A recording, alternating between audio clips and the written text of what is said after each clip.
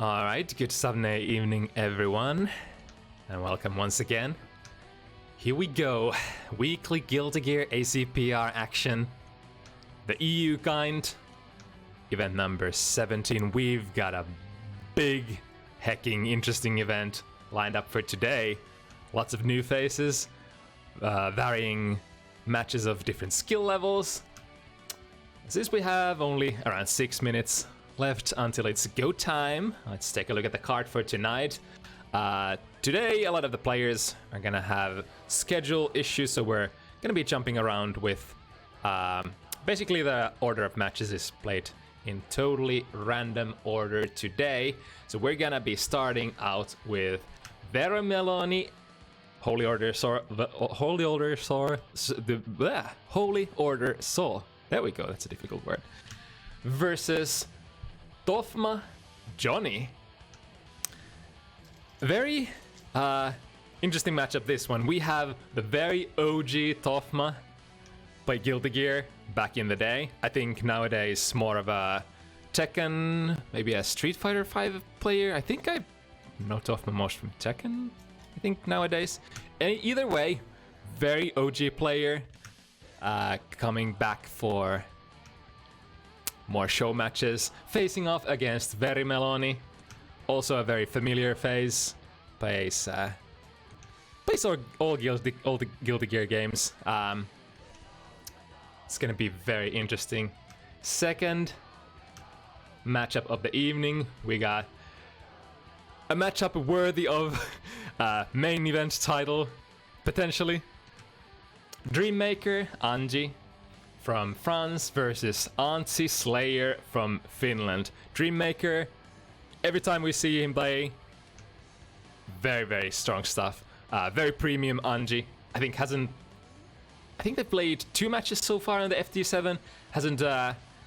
Hasn't lost either one of those. aantsi also very triumphant. Gonna see how that matchup goes. For the third face-off of the evening, we got Warp Abba versus Leo Jam. Let me check my list. Where are these guys from? Because they are very new to me. Warp is from Italy and Leo from UK. It's a matchup in the rookie bracket. Always very interesting to see new faces. Very interesting to see players play for the first time. See how these fellas have managed to pick up the game. How they are as players in general. Gonna be looking forward to that one. Coming up after that, we got, oh baby, another matchup of the very heavyweight kind. We got Pida, Axel from Czech Republic versus M. Zappa from Germany. Oh boy, Pida, a very strong contender from Exerd. Plays a lot of fighting games. I actually like Pida's one of those players who, no matter what games they play, they're always very strong. They always figure out I think they're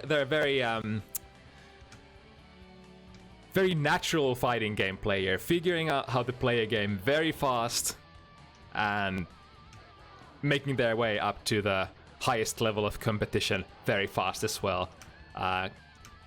Now coming back to the old game, Pida obviously an Axel specialist, has been dabbling in different characters in other games as well, Raven to name it one, and phasing against Pida today. You know, this man M has been participating in quite a few events. Very solid performance, solid Zappa gameplay, premium Zappa player from EU. After that, we've got Charta, Justice from Sweden, not facing against Aloysius. They had to unfortunately cancel for tonight, but in Aloysius' stead, we have Eskagasse, May from France.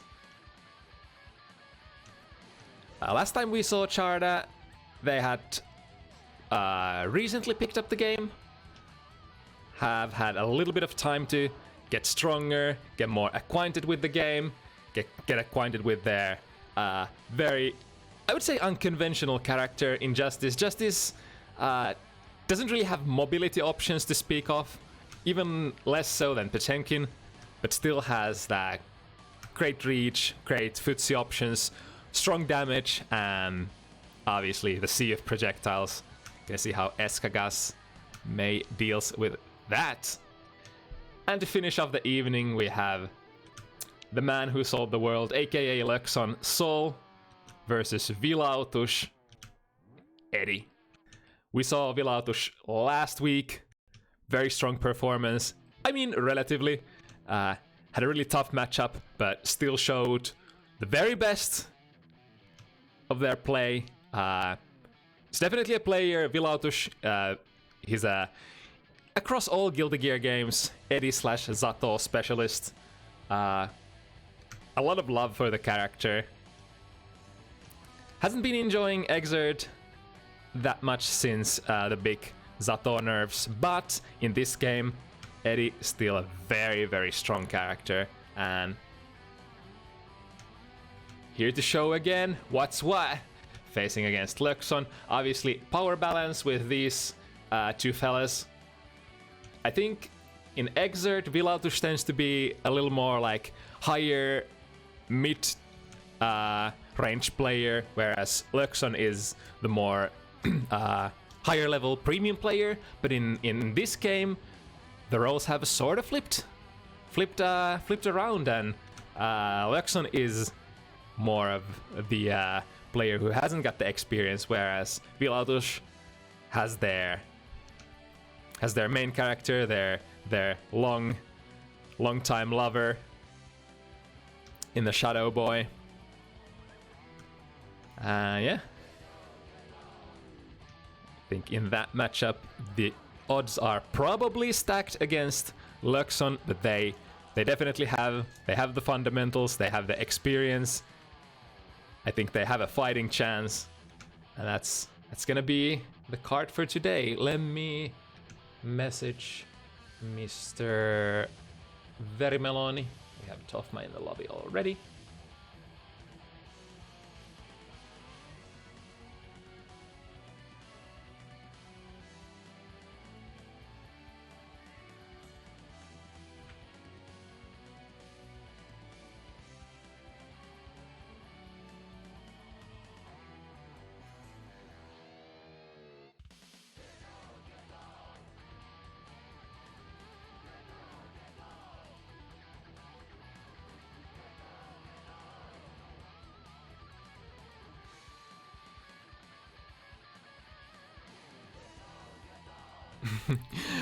Loekkson saying one of us going 0-7, and it's not me. That's the spirit that we're looking for. Man, I'm so excited to watch more of Vilautush today. Alright, we have verimeloni in the lobby. Everything's ready to go.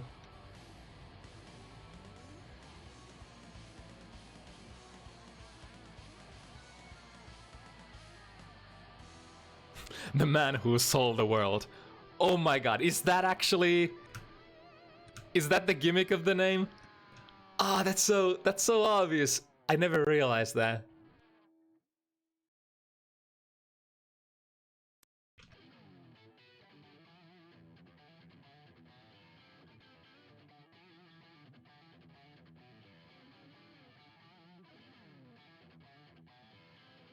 Alright, you have to pass in this game.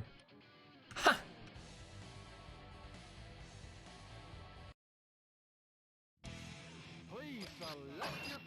Alright, sort of blast from the past.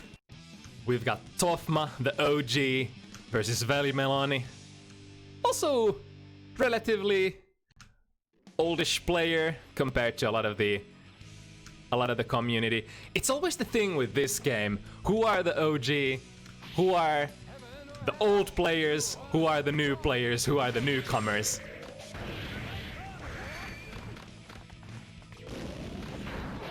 being a very old game. Nice. Gets an IAD right off the bat.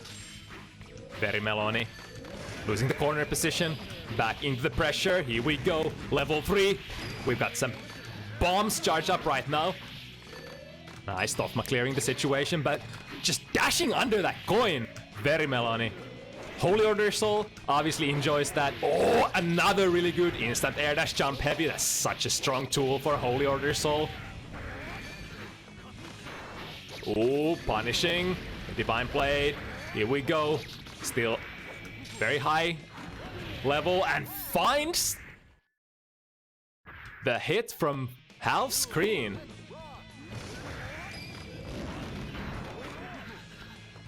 That instant air dash. Jump heavy, definitely gonna be a tool that Tofma has to be conscious of. Yep, there we go! Immediately going into the 6P. Can do that on reaction if you're waiting for it. The trick usually is, if you're concentrating on something, you're probably not gonna be reacting. Oh, nice! Gets the full combo. Oh, this is looking very interesting. Tofma has the execution, has the combo routes, has the FRCs. Definitely has the fighting game experience. There, finds the hit. Sparks are already flying. And when you see a match played at this speed in this game, Guilty Gear AC+R, a very fast game to begin with. Oh my goodness. It's looking like a match again, ready with the 6P. Tofma. Establishing the anti-air game. Oh, Verimeloni with level 3, that would have been a lot of damage. Can't blame Tofma for bursting, but there we go! Level 3 combos. Oh, that's so much damage! FRC to milk more, look at that damage! Doesn't quite manage to finish it. And Tofma reversing the position with the level 2. Jackhound, oh my goodness! Oh my goodness! Verimeloni at very low health. Oh, he can't trade anymore. There it is. Low finder. Tofma finds the hit and finds the first win. Holy shit. Is that you, Sato? Sato?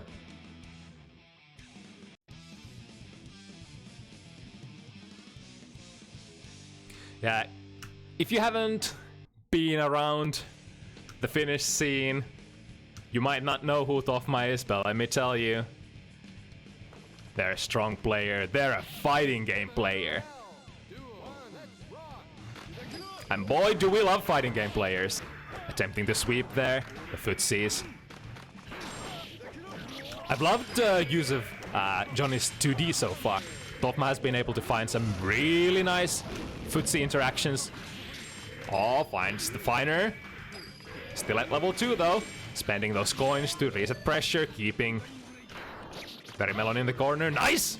Finds the instant air dash and suddenly card stacked in. Oh, that was so nice. Up coin for a preemptive anti-air. Those coins very strong in Exert, very strong in this game. Hard to go through. But they cost resources. And speaking of resources, Tofma here with only 2 coins. Luckily for them. The life on Verimeloni slowly running out. That'll be the last coin. Has the last level 2.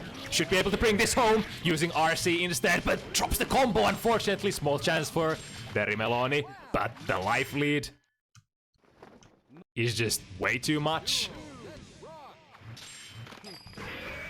Very nice FD break. Able to block against the coin. Johnny definitely has the reach advantage.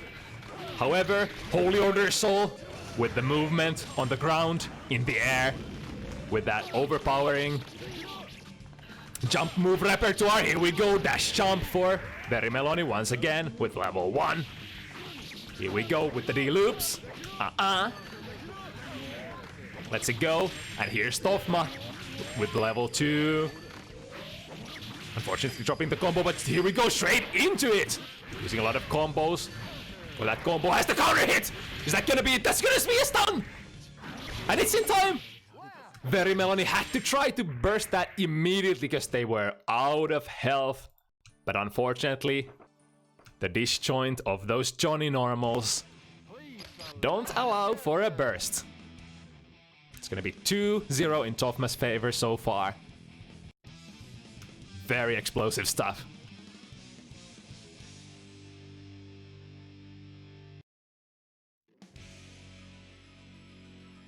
I think Tofma so far has been bringing those combos home for the most part. It's only the finishing touch that's missing again with the 6P ready for that instant air dash. You have to be able to establish that anti-air game. Otherwise, there's really no point for Holy Order Soul to do anything else if you are not able to sort of seal that tool. Again, preemptive anti-air coin. Here we go. Beautiful. Oh, that looked like one hit, but I guess that was two. Yeah, yeah, that's definitely hitting twice. Beautiful combo choices.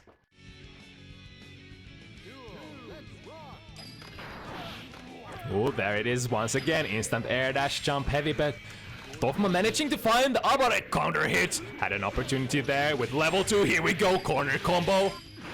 Johnny stuff. Gets the FRC, misses. Oh, but the burst bait! The OGs definitely have the sense for burst baiting. Here we go. Oh, that was a little late. Nice mash out of the stun there from verimeloni, but is it gonna be enough? verimeloni's last chance. No burst. No nothing, no meter. Only level 1, and once again Tofma finding the anti-air 6P.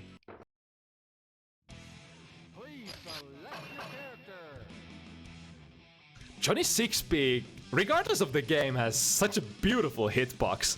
You can really pull off those telekinetic Johnny 6Ps. Especially if the opponent shoves their hurtbox into your hitbox. We've seen those cross up 6Ps from behind, 6Ps from full screen.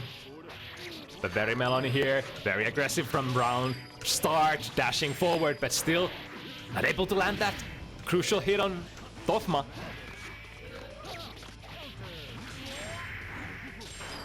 The past few combos, Tofma has been having difficulties hitting those one-hit Ensengas. If you hit only once, it's gonna knock down. Ooh, TK Ensenga! Is that an overhead? That might be it. That's gonna be really close again to hit Ensenga. Not quite able to manage to close out the deal, cross up, but he's so ready. The point where verimeloni gets to play, he's already so low in health.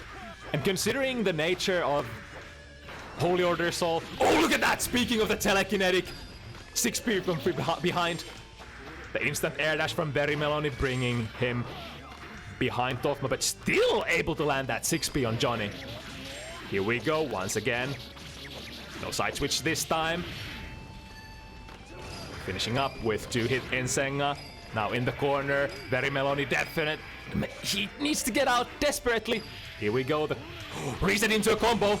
Oh, and a high burst in the air. He had to try at some point. Now level 2, verimeloni desperately trying to find their way in, but Tofma ready once again. I want to say 4 out of 5 those instant air dashes completely neutralized by Tofma's patient neutraling anti-airs. And the wise men say, if the opponent wants to give you those free starters or those instant air dashes, why would you not stand there? Why would you not wait for them to air dash in?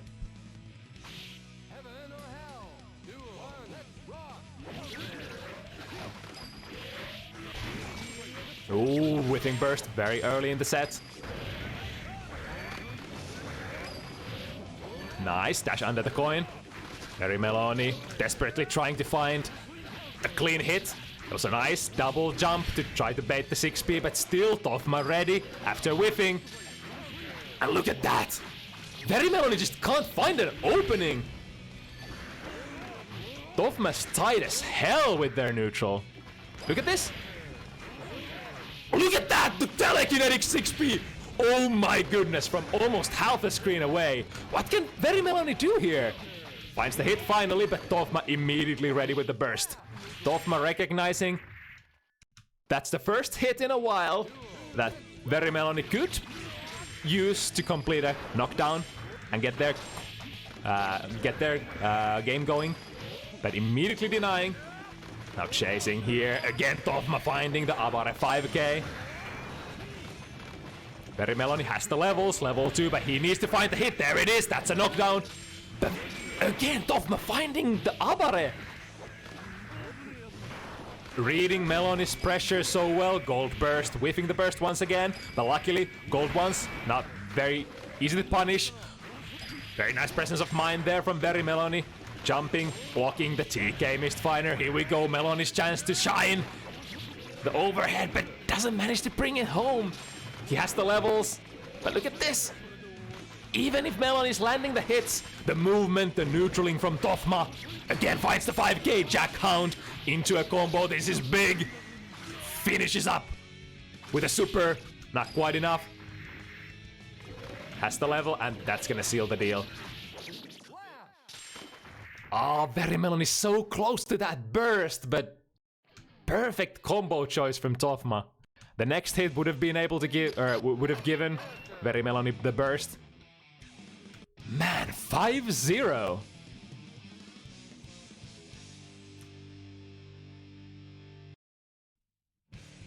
This is the strength of the old man in the old man's fighting games.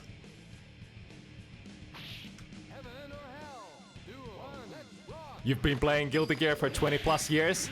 Well, strap up and get ready for the ride. Oh, counter hit, very nice! Gets an OTG coin, level 2, here we go. Oh, not blocking the overhead. verimeloni dashing in, Tofma unfortunately whiffing their level 2 coin. But getting it back again, straight into the combo. And stun on top of that. Man, I really like those combo choices after the stun that Tofma's going for. Throw the delayed up coin for an extra level. Oh, TK Finer, but doesn't have level 2. Johnny, one of those characters, needs level 2 for big combos. If he only has level 1, can't without spending meter, can't really bring home those big hits unless they have this tool. Jack Hound allows for combos even without levels. Oh my goodness, and he was ready there. Pretty much the only point where... How does he know? He just... It seems like Tofma's just in verimeloni's head completely.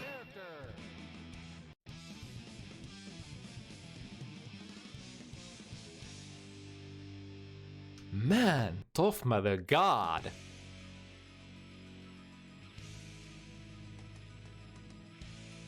And already at 6. Man, that was fast.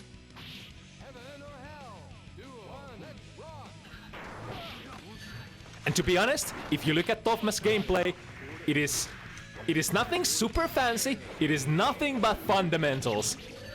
And this is the trick. This is the secret. What old Chinese men tell you. You don't need fancy stuff to be super good at fighting games. If you're good with fundamentals, if you're good with basics, you can get to the highest level. You can be the world champion with very simple game plan. There we go, thick throw with a coin. Oh, going for a little burst baity there. But that time, verimeloni not ready to burst.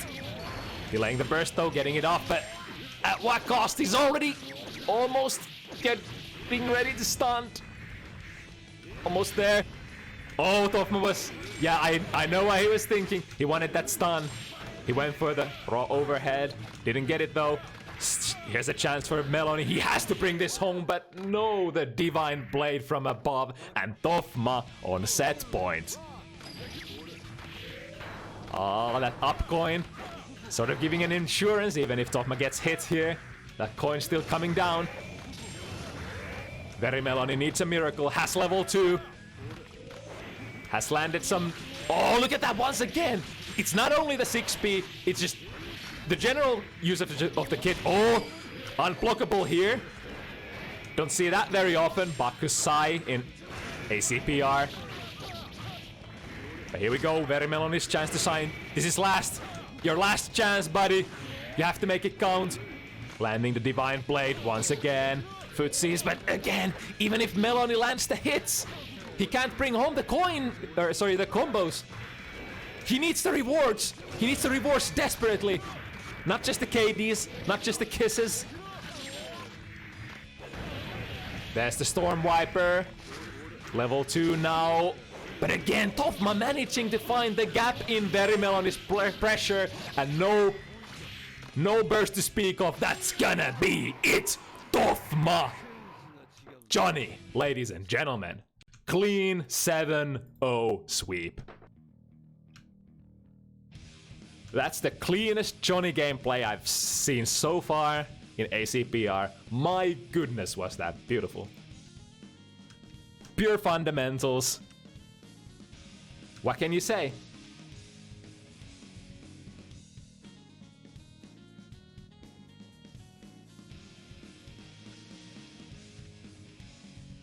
Alright, good showing for both of those players. Next up, we're gonna have Dreammaker aantsi from France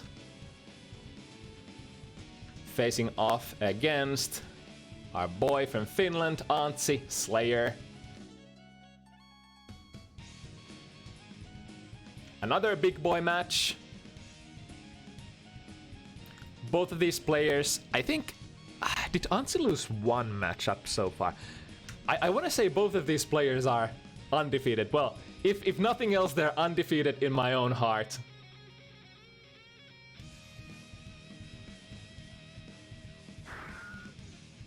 Dreammaker, I want to say, if not the best, one of the best EU aantsi players. And Aantsi, man, Aantsi's so strong in this game. It's an interesting comparison between some of these players who play both Exard and AC+R. A lot of the players who are like mid-range slash, or sorry, mid-level slash like mid-high or even high, like mid to high players are suddenly showing up their potential in this game, and I feel like Aantsi is one of those players. Obviously, a very potent competitor in Exard, but in this game, oh man, is Aantsi good.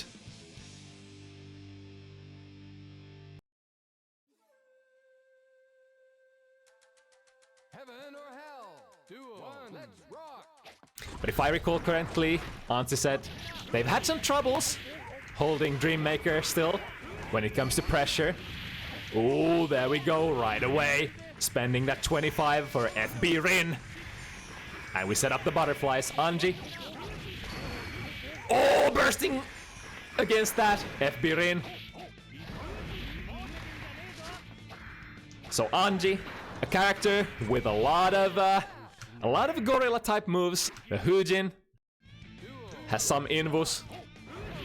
And the follow-up, FB Rin, also slightly invulnerable, depending on where you try to abare, where you try to burst, where you try to dead angle.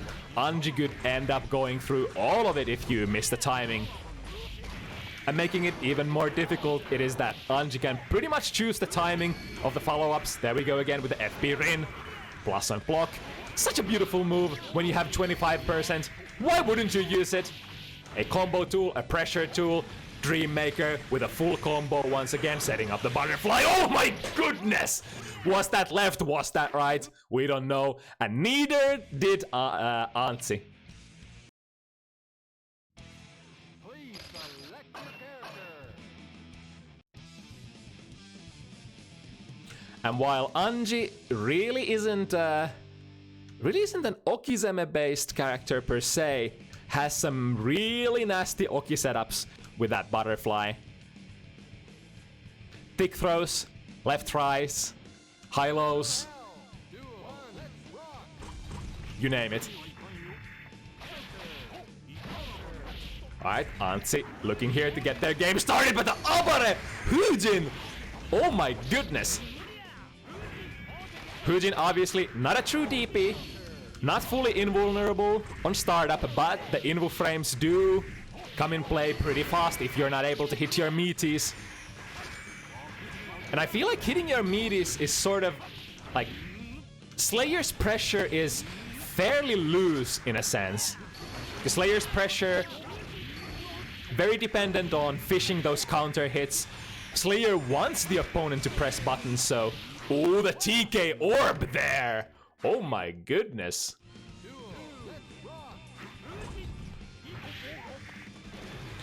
The Slayer wants to give the opponent opportunities to press buttons, but that sort of works against you against characters who have those fast starting invo tools. Not necessarily reversal tools, but in that sense, you could consider Fujin a really strong tool to chase Slayer on Hizoki. Here we go, spinning around, left, right, nice backdash, but oh my goodness, the big hitbox. FB pile bunker, returning back with the FB rin.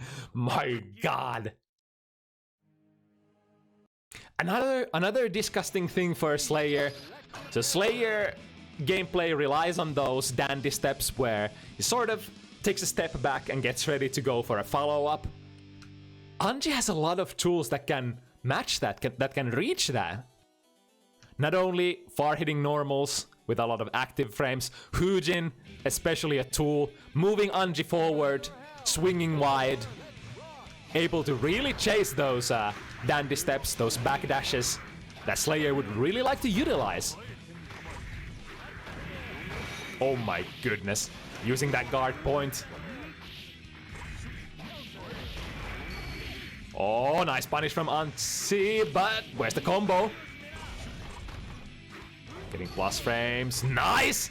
Finds the Abara once again, but this has been the theme of the match so far. Dreammaker hasn't really blocked even once, and Aantsi really having difficulties keeping Dreammaker blocking during his pressure. There we go, dashing through the butterfly. Beautiful, gets the switches sides into FB pile, and that nets you a combo when opponent is close to the corner. 6p. Not really an anti-air tool for Slayer, more of a footsies kind. Oh, and reading the burst perfectly, not able to get the punish though. Here we go, with the low, setting the butterfly. Dreammaker is all over. Block once again, what's it gonna be? Very nice response there.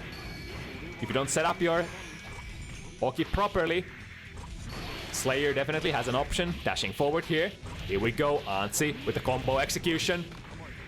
If something's going for him, that's for sure the rewards, the ability to bring home combos. Aantsi very strong on execution, but it's not gonna matter unless you manage to land that opening on your opponent. Desperately searching for it here. Both players really low on health. That was so close. Aantsi really can't afford to block anything here. Looking for the footsie option. Dreammaker choosing to spend the burst there, but big win for Aantsi. Now, finally on board. 2-1. Aantsi showing that they're not here to mess around. Establishing, or keeping up with Dreammaker from early on. Really important to not give your opponent too many wins to run away with. That can really play into the mental warfare of these sort of matches. If your opponent is so far ahead, it can be sort of a negative factor for you when you're trying to consider your plan from there on out. Again, going in with the Fujin. The RPS after Fujin. Aantsi has a lot of follow-ups. Not able to close out that combo. Ooh, going with the guard point, anti-air, follow-up there. Aantsi, oh, interesting, choosing the burst here. Aantsi's very low health. That was a ballsy play, so he had a lot of meter, so could have made some plays, but having that life lead on the opponent makes for really dangerous bursts. Now potentially not getting a burst for this round, and Dreammaker wanting to close this out right here. Very delayed FB Rin. Nice Abara 2D. Oh my goodness, I think he tried to FB Dandy. But in the throw range, once again, aantsi has to burst here. Bursting Dreammaker into the corner, but doesn't manage to find the hit.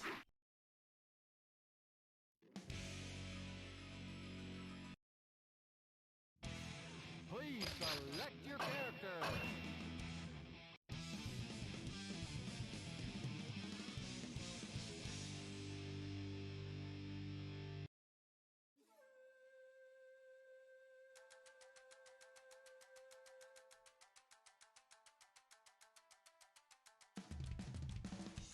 Heaven or hell. It feels like aantsi is playing the oh my goodness, missing that big jump heavy combo there. Can't afford to miss those. aantsi really needs to bring home every single touch. Whenever he gets in, whenever he manages to land, he has to deliver. Because Dreammaker is landing so many more hits. Gotta play the numbers. Oh, dashing straight into the butterfly this time. Here we go. What's it gonna be? High or low? Good. Oh, I wanted to say good defense from aantsi. Actually, that wasn't too bad. Taking the hit there, getting out of the corner. Often the most important thing. Even if he's taking a lot of damage here. Able to bring it to mid-screen. Dodging the Hujin, but the follow-up. Get the throw. aantsi still in this. Oh, that was such a beautiful pickup, but not able to bring that home. Tried to abare through the Hujin and the FB Rin. But the RP as always is, what's the timing for the FB Rin? Oh my goodness. The guard point follow-up through aantsi's burst. Dreammaker relentless with that pressure. Corner combo. Alright. Setting up the Oki. Good defense from aantsi and finds the abare. And here finds the hit. Very nice. Finish with the 2D, but again. Dreammaker finding the buttons through aantsi's offense. Coast to coast, big damage combo.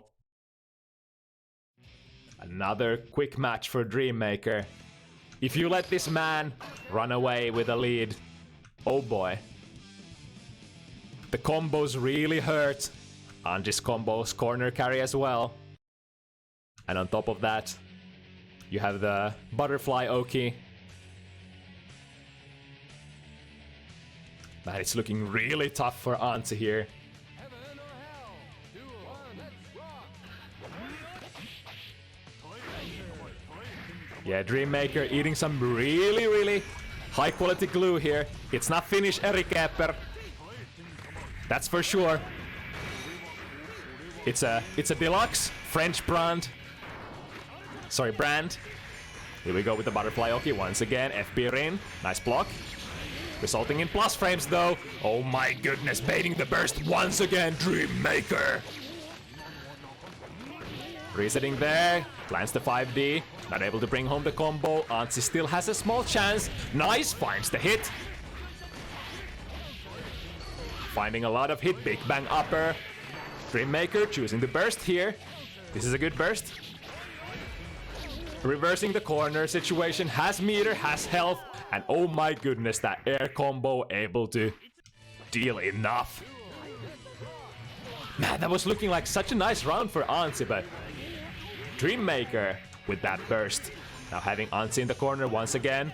Nice double jump, barely able to dodge the anti-air. Here's the overhead. Switch sides, put them in the corner. Nice. Alright, reversaling out. Out of that, again the guard point.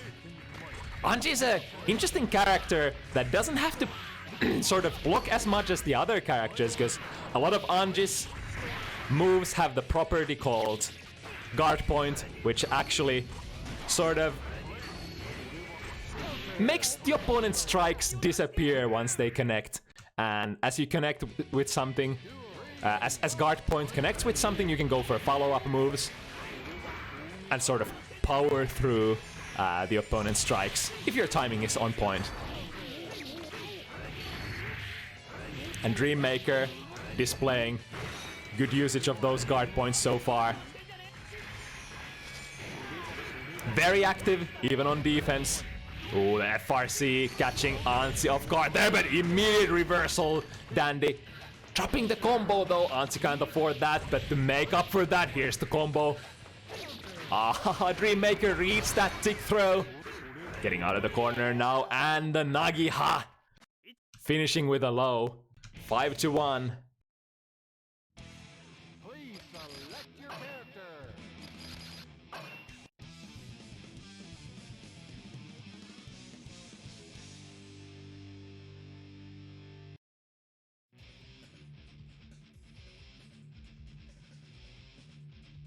I mean, in that sense, both of these characters, the kind of characters who really wouldn't like to block that much because they have really strong options, other special options from getting out of the opponent's pressure.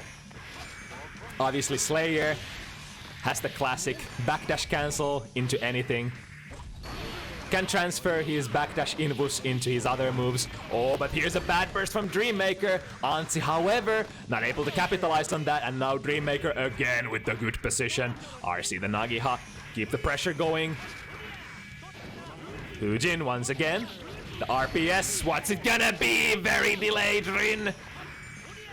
Baiting the burst from Aantsi once again. That's the dangerous thing when you burst against Hujin. Good 2S anti-air from Aantsi here. Bring it home, coast to coast. Oh, but not able to pick it up. That's a heartbreaker. That probably would have been really close if Aantsi was able to bring that home. Again, the guard point. And overhead with the butterfly setup. Dealing really dangerous looking damage. Get the claw. Put them into the corner. This is gonna be a little loose. Yep. Aantsi recognizes this situation. I think that's a trade-off when you put them back into the corner with Ko. Doesn't give you the cleanest of mix-ups, I guess?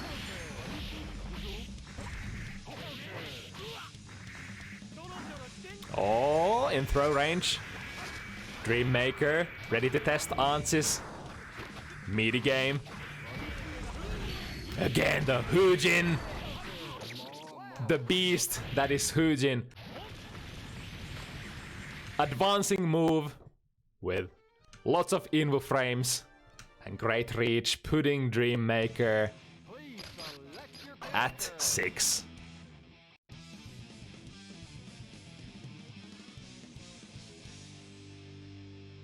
You always hear the jokes that, oh, you play Anji? Well, just Hujin. But the beauty of it is knowing when to use the Hujin, and especially how to manage the follow-up situation after Hujin, the RPS. It's just a difference between night and day, having these top-level Anji players such as Dreammaker compared to not so strong Anji players, obviously. It looks completely different. Again, the TK orb. Not able to get a clean combo with that one. And here, Aantsi switching the positions. What's the burst? Opting to not burst this round. I like this. Dreammaker already very low on resources, but still, he's gonna get a chance to bring it back. Has actually a pretty decent position here, but nice jump out from Aantsi, able to close out that round.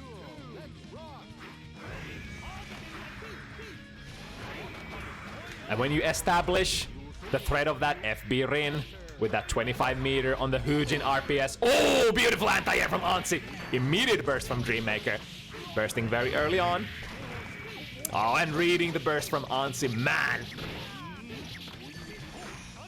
These professional players using 25 meter for that red butterfly. The red butterfly giving access to the unblockable setups. Now here's a beautiful combo from Aantsi, but dropping it, that's unfortunate. I wonder if his hands are getting cold. That's the dangerous thing when you're facing... Oh, jump knee counter hit! Oh my goodness, that's probably gonna finish it. Yes, it will. Dreammaker on set point. Aantsi needs a miracle. Needs something. Pray to the backdash gods. But Dreammaker coming in. Full force Ko into the corner. Setting up the Oki. This time choosing to respect it, but finding a place. To FB Dandy. Don't drop this, Aantsi. This is your chance. But again, with the reversal Fujin, Dreammaker looking to close this set out. Nice backdash out of the Shitsu setup.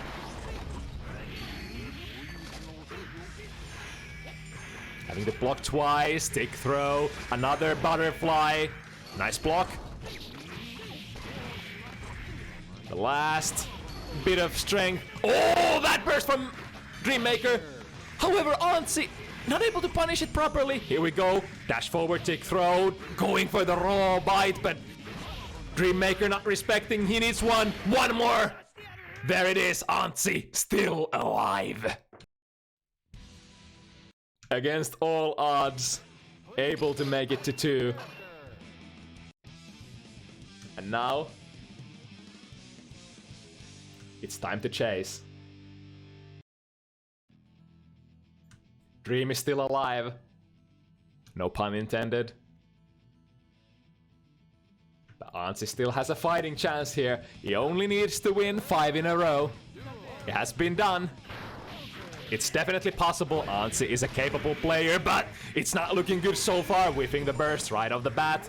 Very high in the air. That's the problem with a lot of Arxis games. Guilty Gear, Blaze Blue. When you burst, you sort of pop up higher into the air. So if you're already being air comboed, there's a lot of burst bait potential. aantsi finding the good hits. Ooh, okay, neutral trade. Back to the neutral. I think the neutral game not really necessarily favoring either of these characters. Maybe Anji a little. Oh, nice Futsutudi. Just slides in there. Big Bang upper to milk the damage. Oh no, that could be a crucial drop. Okay, finding the 6p. Ooh, that was dangerous. I feel like aantsi just can't afford to let Dreammaker go back to neutral. That was a nice punish on the flip. And here comes Anji once again. Dreammaker with those active frames preventing aantsi from forward dashing out of the corner. Another Nagifa. Here we go, late air dash. No combo there. aantsi has so much meter, and here we go. This is how we use it. Plus frames. Probably wanted to hit the combo, but normal pile bunker definitely punished. Oh my goodness, that cross up. aantsi don't burst now. Smart play from aantsi, holding that burst. And that super gonna finish. Now Dreammaker once again on set point. But this time aantsi saving his burst for the last round, saving it for the grand finale. Can he still stay alive? Dreammaker immediately blowing that 25 meter away. Oh no, the crosswise heal. Not properly punished. Here's the overhead. Immediate burst from aantsi. Now Dreammaker getting their burst back. The resources are totally stacked against aantsi here. Plus frames from the FB Rin. Dashing forward. Here we go. Able to land the 2D. Here we... Oh no! The guard point from Dreammaker. Looking for the good hit. Dreammaker only needs 1. Doesn't have meter, but there it is! Just that corner pressure from Dreammaker. More often than not, keeping aantsi in there tightly. The pressure is unbearable. Dreammaker on Anji from France, ladies and gentlemen. Good showing from aantsi. Fought his heart out, but in the end, the 7-2 curse hits.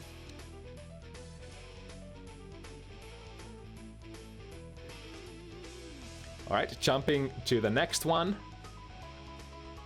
We have our only rookie level matchup for the night. Warp, Abba versus Leo Jam.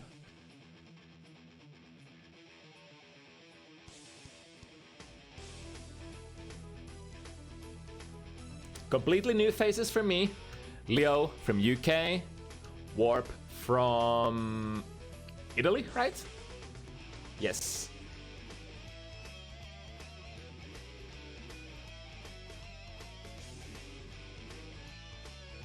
Hoping that the Italian internet delivers here.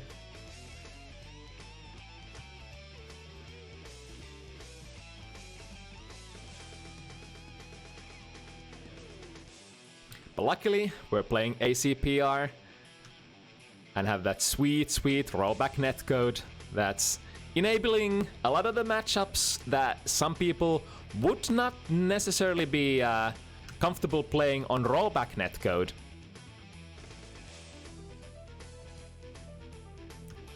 Especially across the continent connections, for example, north-south, east and west.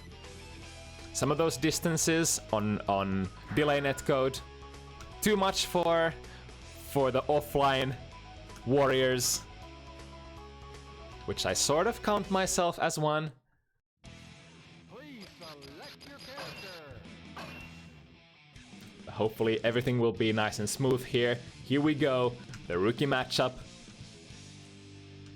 Match of the evening, Warp, Abba versus Leo, a Jam. Both of these characters very hard-hitting, but both of these characters also have a power-up condition before they start dealing the damage. Abba needs to transition into Moroha mode. Here we go, into this mode. She can use the Blood Pack or go into the Hit Crab, that is the Key Crab, to transform between the modes. And when in Moroha mode, dealing a lot of damage, having really strong normals, being really fast. But the downside, the timer next to the blood packs is slowly running out, and when that timer runs out, you're getting stunned and you're probably gonna lose the round. Here we go, activating Goku Moroha, extending that Moroha gauge. And when it comes to Jam, Jam's damage condition is pretty much her charged cards. So whenever Jam gets a knockdown, she gets an opportunity to either go for Oki or go for card charge. And considering that Jam really doesn't have the strongest of Okizeme options, you often want to just spend that 25 meter to charge all 3 cards. And afterwards, when you land a big combo, you can take them into the corner, deal a lot of damage. Here's Goku Moroha again from Warp. It's gonna hurt a lot. Goku Moroha making Abba even faster. Reducing her damage a little, but making custom combos possible. Overall increasing her damage output. But here's the stun. Oh no! Leo not ready for that one. I wonder if they were trying to get a strong starter there. But either way, when that blood gauge runs out, Abba is gonna be stuck in that stunning animation for a good second, opening up opportunities for the opponent to go for any combo they desire. And some characters can even just raw IK if they're ready for it. Oh, missing the burst completely. This is bad. Warp with the corner pressure. In Moroha mode, here we go. Jam's damage condition on the table, has the cards. You can see the cards over Jam's tension bar. All of her kick specials automatically spent 1 card, empowering it.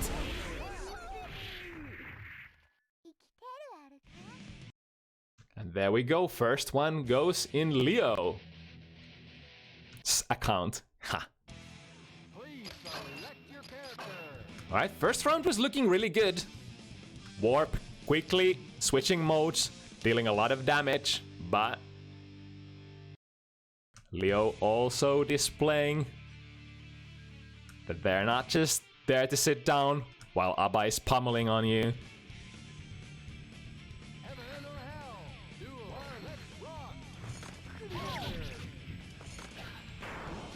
Alright, getting the plot back. I feel like they might have missed their input on the first go. Also, a thing to note about Abba's blood gauge. Whenever you get hard knockdown like this, you're gonna lose 1/3 of your blood gauge. So essentially, if Abba gets knocked down 3 times, she's dead. She's gonna get stunned. We were trying to get that OTG key crap, but not quite able to land it. Here comes Leo with 3 cards. Ooh, nice! Manages to find the key crap straight into Moroha. And now we going. Now we gaming. Instant air dash, get back in. Oh, beautiful whiff punish there. My goodness, that was high level stuff. Make the opponent swing whiff and dash. Leo showing some decent footsies on in the neutral. That's really the kind of thing that is more advanced mid-high-ish technique. Being able to whiff punish the opponent using your fast movement. The kind of stuff that characters like Jam, Sol, Holy Order Sol, a lot of those nimble characters wanna be doing. Bursting out of the corner now. Still half of the blood gauge left. What's Warp gonna do? Choosing to keep on with the pressure. Here's Goku Moroha, extending the blood gauge back to full. Oh, powering through.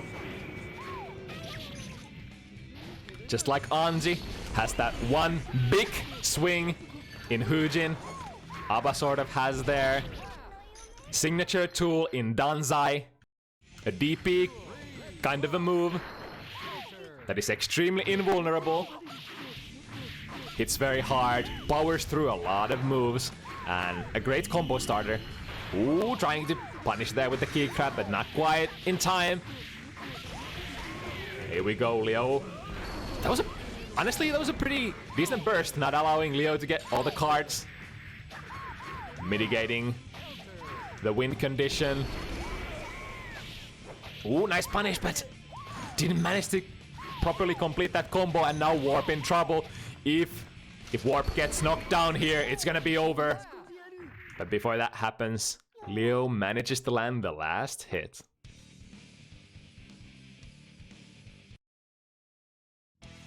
Please select your character. I would usually say outside of Moroha mode, Abba really shouldn't have the neutral advantage. But considering the kind of close-range gorilla Jam is, you definitely have the reach advantage even without Moroha. However, it's not like you wanna stay in your normal mode much. Ooh, interesting. Choosing to not transform here, maybe missing a micro dash key grab. Here we go. Able to pop the plot back. Oh, the axe kick. Getting Leo the overhead. And finishing the combo. Alright, what's it gonna be? Half of your blood left. Leo looking for those heart knockdowns. Danzai. Another one. Alright, choosing to extend the blood gauge. Here we go. Goku Moroha. The more Abba hits the opponent, the more she loses life in this mode. Double-edged mode. She sort of gets life back when she transforms back. There we go. Gaining that 1/3 of her life back. Straight into Moroha once again. Small combos. Oh, the going through the FB blood ball. Could still be anybody's game. Fishing with those puff balls, but doesn't manage to press the advantage with the plus frames of the puff ball.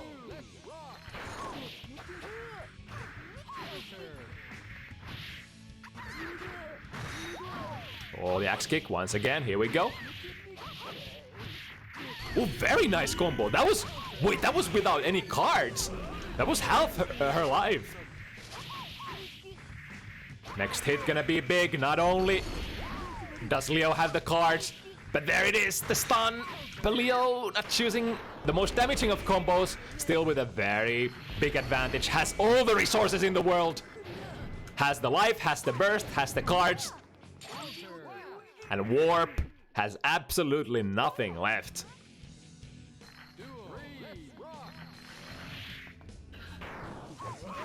Luckily for Abba, you can't really kill yourself. Even if you deal the double-edged damage to yourself during your combos, during your normals, you can't really kill yourself with that damage. If you're at 1 hit point, you're gonna stay at 1 hit point. And that's also gonna give you the opportunity... Oh! Oh, that was so close. So close to getting that hard knockdown and that stun. Popping the blood back just before the stun, recovering some life. The blood pack usages, recovering an extra amount of life. Obviously always in relation to how much life you've lost during the mode. Here we go, key crab. And time for Moroha. What's it gonna be? The puffball contesting though! That's an interesting question when puffball and Danzai meet, who's gonna win? But this time, the puffball is the faster move. Leo, straight 3 wins.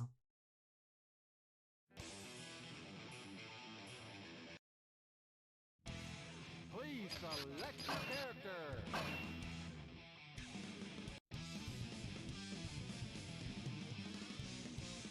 The rookie level matches, always a little more footsie based. Combos in general, kinda hard in Guilty Gear franchise, especially in the older games. So your starting point usually tends to be more neutral based. I guess that favors Leo a little, because if we have to consider like which one of these two characters has to— ooh, beautiful air throw there. If we consider which one of these two characters has to deliver when it comes to combos, it's gotta be Aba.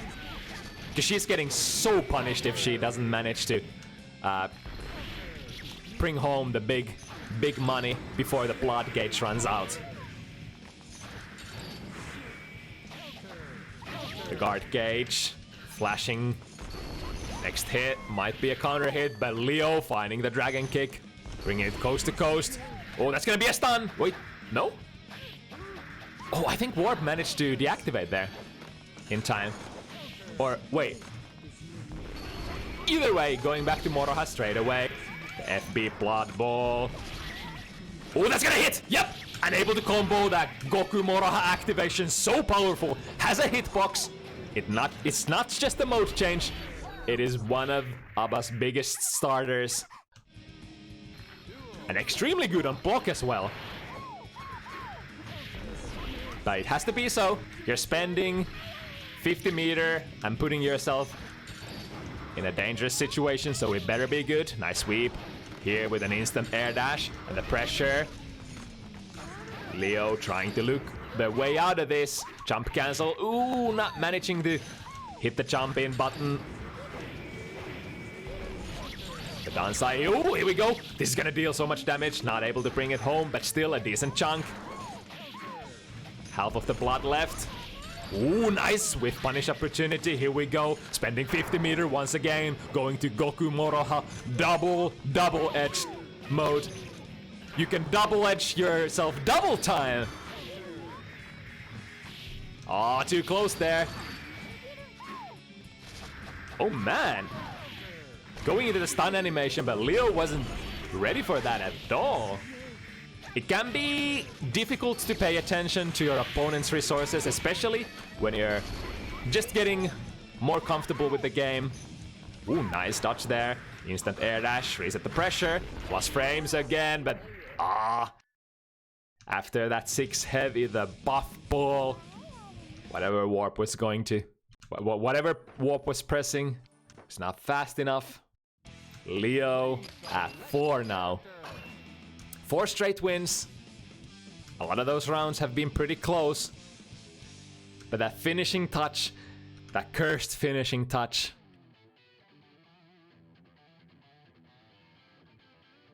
It's not necessarily too difficult for Aba to deal the damage. But sometimes when you have that reach and you're in a situation where you absolutely have to switch out of your mode and you can't figure out a combo path to do that smoothly, your momentum can just like sort of die right there.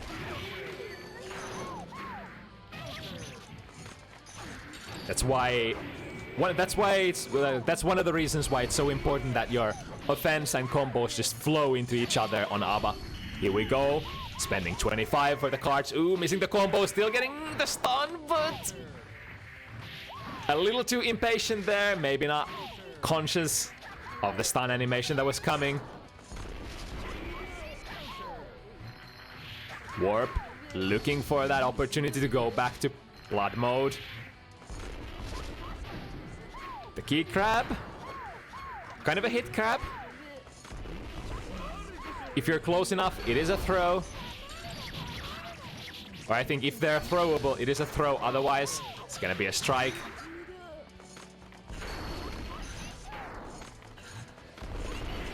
Fresh supply of blood here, but slowly Warp's life is running out and shaved off by his own Moroha mode. Oh, just barely able to get enough life there from the popping the blood back, staying alive, but zero health here, and jump 2k, the overhead from Leo. Great move to utilize, even without meter, if your opponent is really low health. Hard to convert into a significant combo without using 50 meter. But you know those Street Fighter type overheads? Yeah, extremely strong when the opponent is on their last legs. And speaking of their last legs, ooh, landing with 5k, sorry, 5D. Instant air dash to punish that blood pack pop. Not able to bring home the combo though, here we go! Still has the Ryujin, still has the corner carry potential, Leo. Man, that's a mix-up, considering Exert characters. Leo, player named Leo, who's playing Jam, and in the other game you have a character called Leo. Anyway, half blood still left. Warp really low health. Oh my goodness, the disjoint of the blood, the puffball there. Amazing choice. Please select your character. I kinda agree there. That was... If I had to take a guess, that Goku Moroha activation in my head would have worked, but the disjointed hitbox of that puffball, Jam just wasn't there yet. Heaven or hell. Duo. Let's rock. Maybe the Goku Moroha activation just doesn't have that many active frames. Punish there. Against the key crab. Now Warp with all the resources in the world. Full blood. Freshly activated Moroha. And full gauge. But unfortunately they are not on offense. And here comes Leo. Alright, resetting. Not able to land the big combos, but the damage already done. Warp already out of life.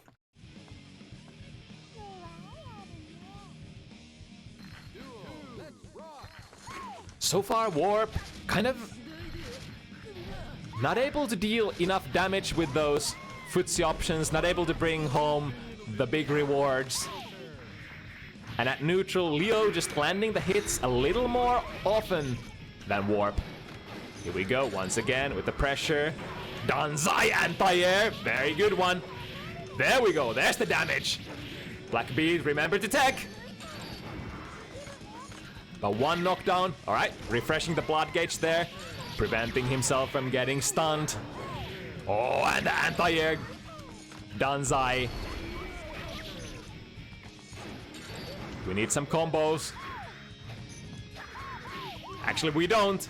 Leo only has a little bit of life left, but... Oh, that's gonna be a stun! Oh, again! Striking a little too early! I think Leo was expecting it to be a normal, meaty situation. Could still be anybody's game. Warp has the meter. The life gauge is blinking. There we go, into the air combo. Warp managing to snatch themselves around, but we need to do it twice in a row.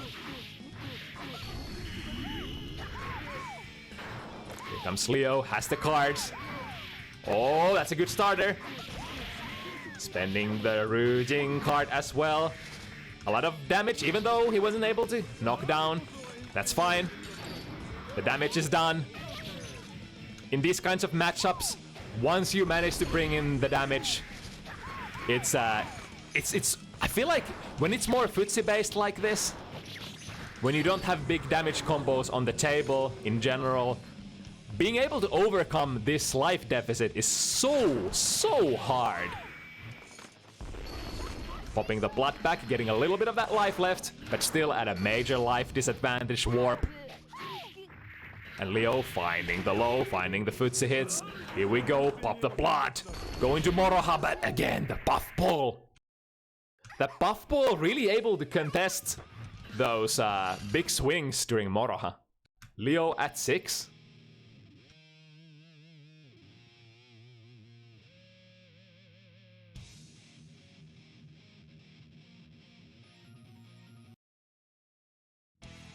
Please select your character.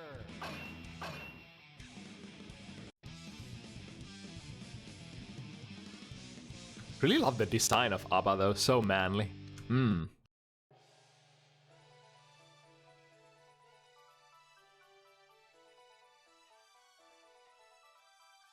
Abba really creates a lot of interesting to watch matches, being so high risk, high reward. Alright, speaking of high risk, activating Moroha. Unfortunately, Leo.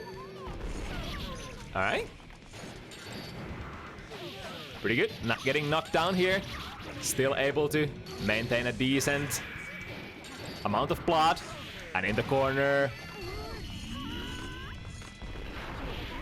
Ooh, there's one knockdown, needs one more. One more knockdown and it's gonna be a stun. Ooh, okay. Popping the blood, getting the life back. And stabilizing for now, but here comes the big combo from Leo.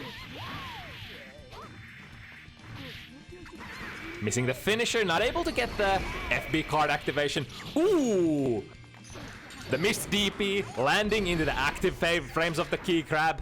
Giving warp, the Moroha mode. But where's the rewards? Where are the hits? Oh, bursting to prevent the death. But it's not good enough. Leo now on set point. Oh, the telekinetic hit of that 6 heavy. Plus frames. Ooh, very ballsy card charge. And punishing the blood back pop. Jam damage coming in. Unfortunately. Popping warp out of the corner. But the damage already done. We have 1/3 of warp's life left. And it's slowly running out. Warp really needs a transformation here. Next hit is gonna stun the Hail Mary pop, but it doesn't recover much at all. Leo only needs one hit to close this out. Buffball, oh my goodness, he's still in this. Warp has to make the sickest play of their life to stay alive.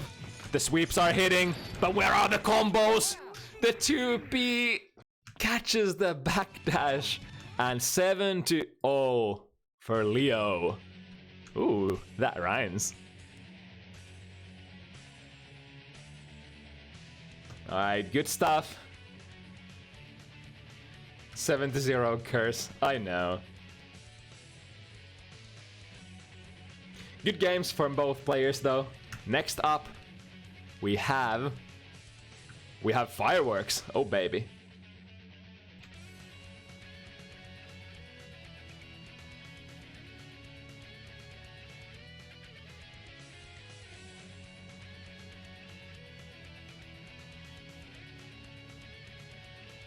We have that man, Peter, the Axel specialist of Europe.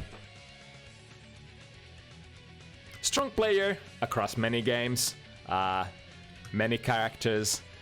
Pida is definitely a video gamer. Whenever I see them piloting any character in any game, I will know that I'm gonna have a ride for my money.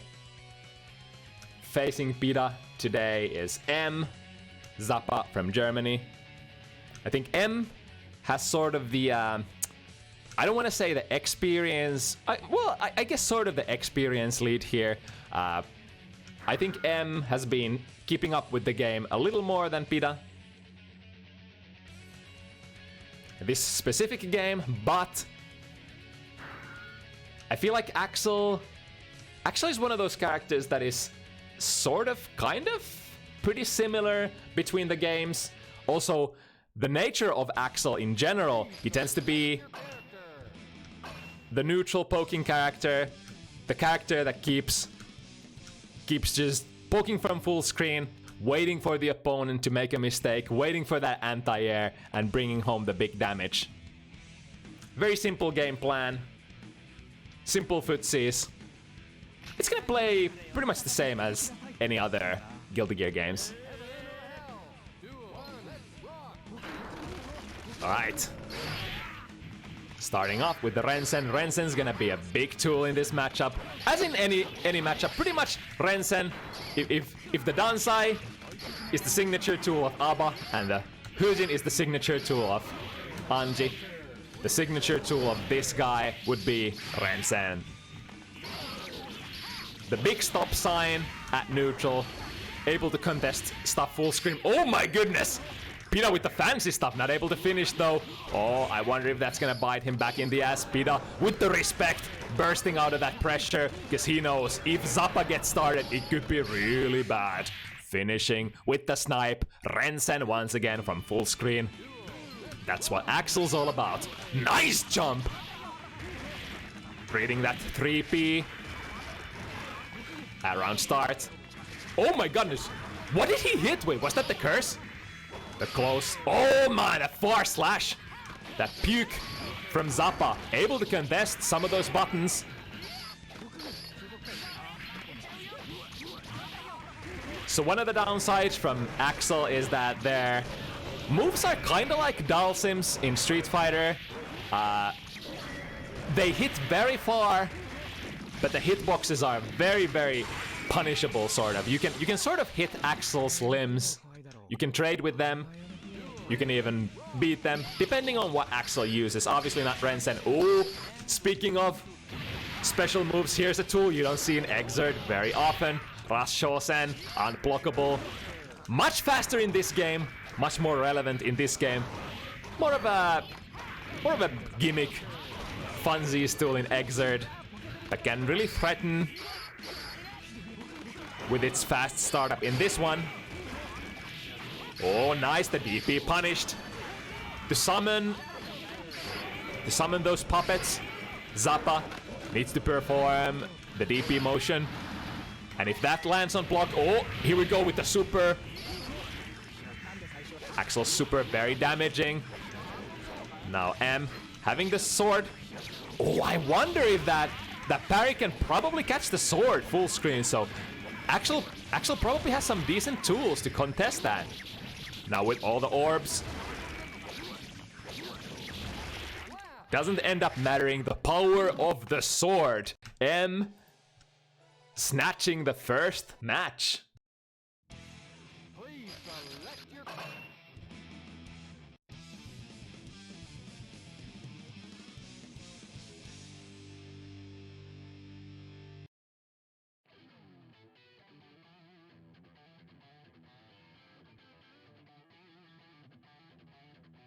Even if Rao, the ultimate summon with all the orbs, is pretty strong for Zappa, often enough, it's not the preferred summon.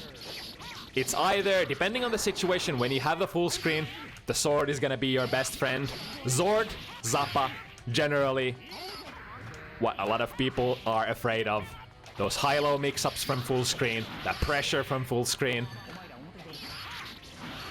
Really able to contest Axel's oh, is that enough? There we go! This time, Pida hitting the swag combo. The triple Axel bomber. Oh my god. That actually might have been the optimal combo for that situation, for all we know. The 3P, making the DP with there. Now, M has the sword, but unfortunately has to respect this pressure. Nice, Abare finds the way out. And now Pida in a situation where he has to block a lot of mix-ups. The sword, he tried to counter it, but the delay from M.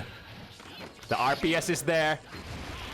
The parry would be a really massive starter and would allow you to flip the situation around, but if you miss it, it's gonna be really bad for you, and it's gonna open up the punish opportunity. And who is to say that Zappa has to swing right away? Nice jump forward once again. Dodging that 3P round start from Pida. 3P, nice move, plus on block. Has a really nice disjointed hitbox. Kinda nice for footsies, but slow, unfortunately. Oh, trading. It's M who gets up first and gets an auto-summon sword. That's very nice for him.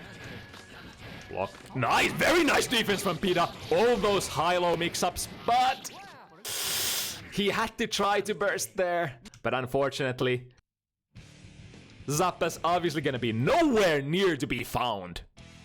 Please select your character. 2-0 so far for M.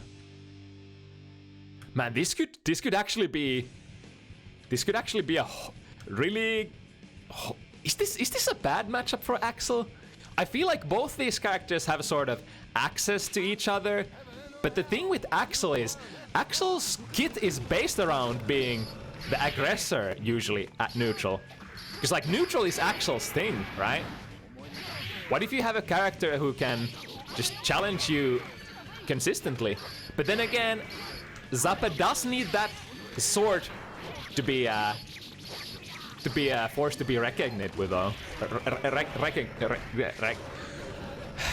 To be able to challenge, let's say it like that. Now, with the doggy in the corner. Woof! It's never ending. How are you gonna get out, Pida? Tried to counter. I think he managed to land it. Unsummoning the doggy there with the super. Oh my god, that was a ballsy summon. Getting the sword that he was hoping for here. Pida, time to block. Left, high, low. Finally able to land the parry. That's the power of the parry when you land it.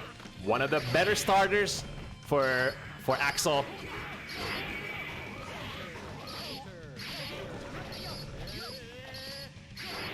There we go, finding the snipe.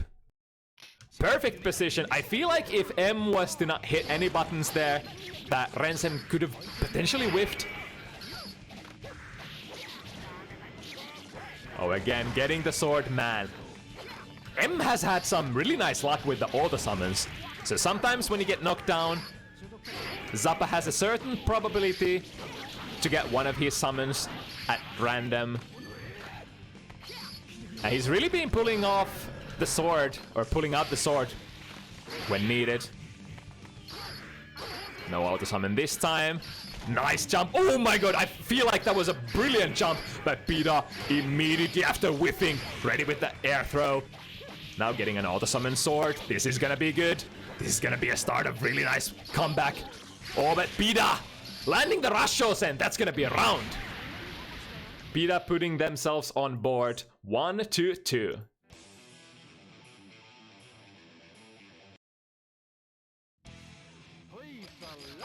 The turning point where the momentum shifted was definitely that parry on the first round.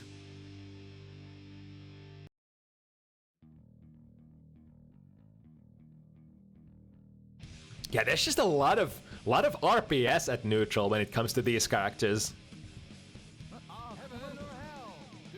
And to be honest, it does tend to be like that with characters that have far-reaching tools that can be punished, especially when they can be punished from by the other player. Now landing the hit with the sword. Oh, here we go. Trying their luck at the parry. But M was not striking that time, and now the high-lows. So far, very nice defense from Pida. Resetting into Raye. Another Raye.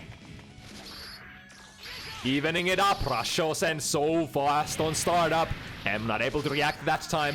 M with so much meter, but do they get to use it? I feel like that was a pretty good burst. Unfortunately, whiffing it, so not gonna be getting burst back anytime soon, but able to sort of switch their positions. Nice dash from M, straight through that long-reaching poke from Pida, and that's gonna be a round. Beautiful movement from M. Again, the dash. The dash for Zappa, very strong tool. Very low profile. I want to say even more low profile than Soul and Holy Order Soul. So definitely able to dash through 5B. Yep, like so. But there's the Raye. A beautiful tool for switching positions in neutral. Trying to use that parry, but the timing was not quite there. And now M with the pressure. The sword. Oh, nice whiff punish. Yeah, man, speaking of the whiff punishes, that sword. Because it just goes inactive while you're not striking. If... Oh, is that enough? Not quite enough. The M. Oh my goodness, Pida went for the cheeky play, trying to parry. Predicting maybe the DP from M. Oh, the fake Rashosen, making M jump.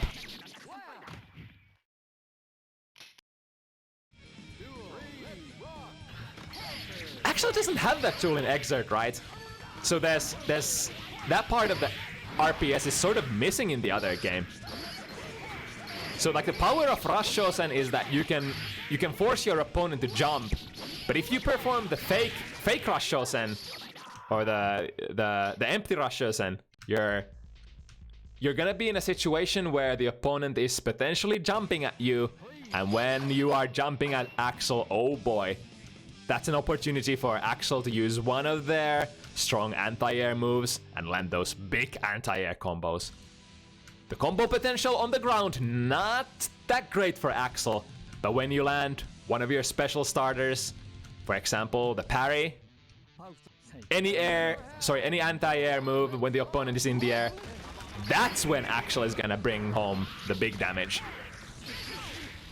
Again with the Rashosen. Yes!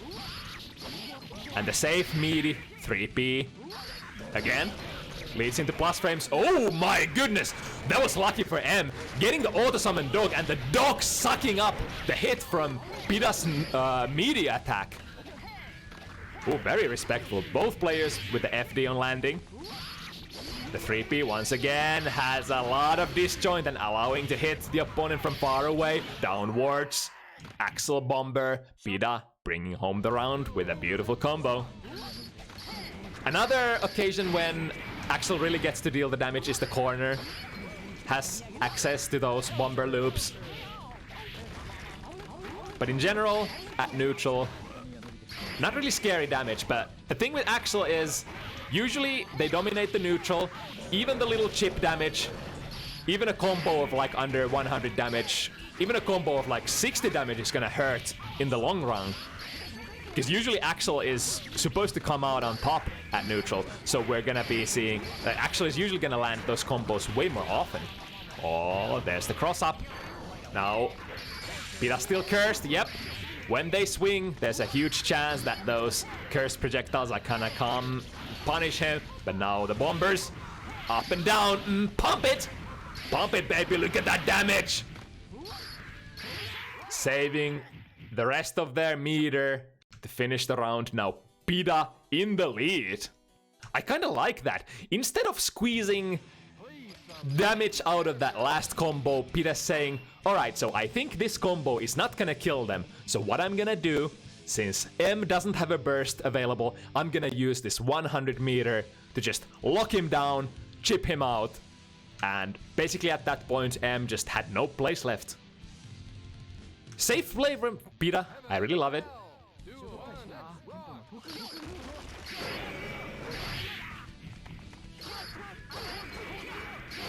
Alright, here we go with the pressure. Not the auto summon that they were hoping for, but I guess in neutral situation, I wonder. Maybe in the neutral situation, the doggy is even better because it has the potential to suck one of those long-reaching hits. And here we have a sandwich. Is that an infinite? Oh boy! Usually, yeah. Eventually, you're gonna have to go for a reset, and M gets it. Oh, that's so disgusting. The downside of this sequence is that it's building a lot of burst back from Pida. For Pida, there is the burst. Not only the burst, but also the tension gauge. Now Pida with a lot of resources after that sequence, but getting the summon, the sword. Good blocks from Pida.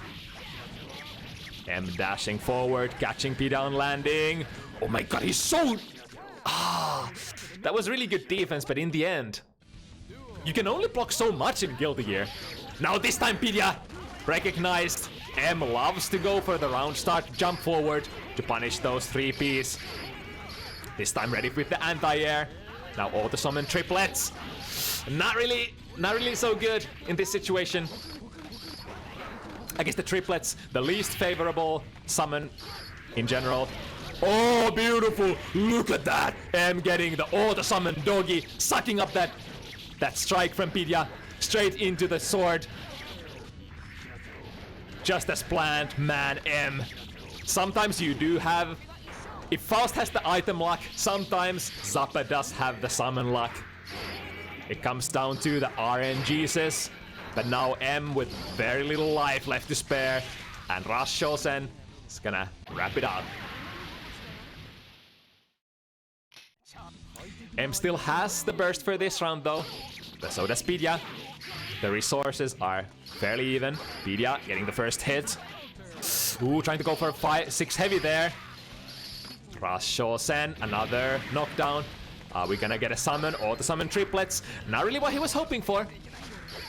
Pida dashing forward. All that guard gauge, just one Rensen follow-up able to do that much damage, and now M in trouble. 3P from half screen. Again, the triplets. Triplets not really what he wanted. We have the doggy. Nice! Whiff punishing with the doggy. Yeah, definitely. The doggy and the sword seem to be the stronger, as per usual. But really in this matchup, the doggy able to whiff punish Axel, able to suck some of those hits, has so much potential. And sword just being sword. Oh man, the reversal super from Pida. Yeah, see, even though M managed to land some really good hits with those triplets, the downside of them, very low damage. More of a keep away summon at that. And when it comes to keeping Axel away, yeah, you're really not gonna be doing a whole lot of that.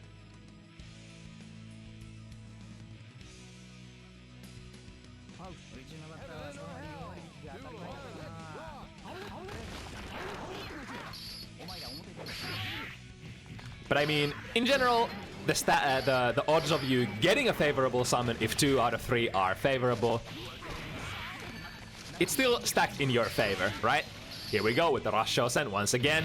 M only so far managed to jump out of one of those. Kind of a stable or go-to tool for Pida at the moment for scoring those surprise knockdowns. Very beautiful. Getting the anti-air with the air throws. Air throws, a huge part of your sword gameplay as Zappa. Because Zappa really lacks those natural anti-airs. Their 6P, not really the best of the bunch.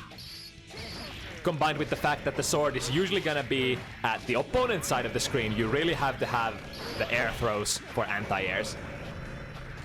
But if you do, air throws, one of the best ways to anti-air in Guilty Gear, requires you to be in the right position. Again, the triplets. Alright, landing the curse. Now, as the curse is on, I guess I wanted to say, if you have the curse, you can just wait for the curse to interrupt Axel's block sequence. But what about after that? Even if you land the curse hit, curse projectile full screen, what is that gonna lead into? Really nothing, right? But getting the sword, finishing the round there. M looking to even it up. 3-4 now. Man, this really speaks volumes about the quality of the player Pida is. Not necessarily the player who plays this game more often. I think Pida has other engagements plays other games more than this. But man, the caliber of the player they are.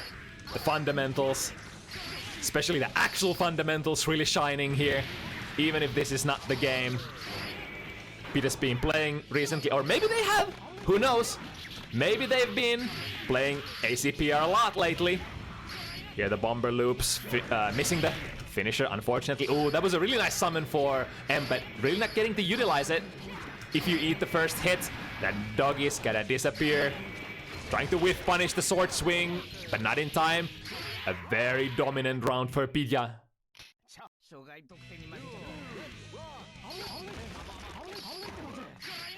Pida's been grinding his actual the past week. Yeah, that's the beautiful thing. So respecting the FT7, Pida knew that they were gonna have an opportunity to get a match. And I imagine after getting the match announcement, they've probably been going in really hard, trying to get stronger, trying to shake off the rust. And the results are really showing here. Pida still in the lead. The overall set. Oh, this would be punished. Oh no, M. I think M was scared of the big hitbox, because that super, I believe, is gonna hit behind as well. M was worried that it was gonna still hit him. Now with very little life to spare, and Axel with a lot of chip potential. In the end, chipping M out. Man, that's a really tough situation. Rensen deals a lot of not only risk damage, but a lot of chip damage as well. Forcing M to preemptively FD, making them run out of their resource, and then the finishing touch, the Rensen with no meter, was a checkmate. Pida's really picking up the pace, starting to find the patterns in M's play, and starting to dominate at neutral as well. Again, the triplets, not really delivering, but the doggy, much better. Nice, very nice movement from M. Immediate burst from Pida. Ooh, okay. Follow up from Rensen. Time to play with the sword. This is a fine win condition. Mix up after mix up, really nice. Oh, but the last one there. Eventually you have to get out. You have to try to improve your position. And I think while the sword is still active, it's really not in Pida's favor to swing. Even if your normals reach full screen, there's a lot of potential for that sword to just whiff punish you. Because stuff like Rensen is gonna leave you at big disadvantage, right? It is usually safe, because a lot of characters can't reach fast enough full screen. But when you have that sword still sitting next to you, that's a whole different kind of ordeal. Nice dash forward. Ooh, switching up. Reversing the position with Raye. And now Pida with the fake Rensen. Making M twitch. Immediately bursting that sword away. M, what's it gonna be? Are they gonna... Nope. 2 knockdowns, not getting the auto summon. Finds the DP. And here we go. Pida forcing to spend the dead angle. He would have been sun-twitched there. There we go. This should finish it up. Really important to close out the round there, because M got the sword. If they were able to get out of that situation, Pida would have had to block a lot of pressure again. Dash in DP once again. Ooh, going low this time. I think Pida was trying to counter there, but the timing from M was perfect. Finding the Raye! Beautiful! Abare Raye. Switching the position. DP whiffing, but getting the triplets. Triplets not the best thing here. A reversal super. Oh, nice punish. The downside of Rush Shosen. Gonna put you in a position where you're gonna be punished pretty hard if the opponent is closing in. Oh, not a good burst. Not able to complete there. with their punish though. Pida looking to close out another round in their favor. 6-0. And just like that, picking up a lot of momentum.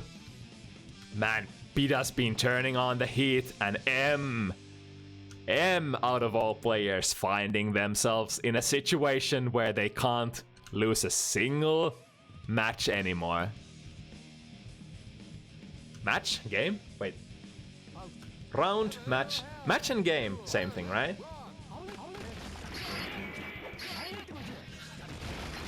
Anyway, the footsies. Pida trying their luck with the parry. With a whiff punish from the full screen sword. Oh, M was trying to air throw there, but missing it. Dash in, get the DP, get the sword. Immediate burst from Pida. Yep, can't blame him. That's one of the best win conditions. The doggy. I think, wait. If the doggy sucks up one hit from Rensen, are the rest of the hits still gonna land? M finding a really good throw. Punishing the reversal parry there.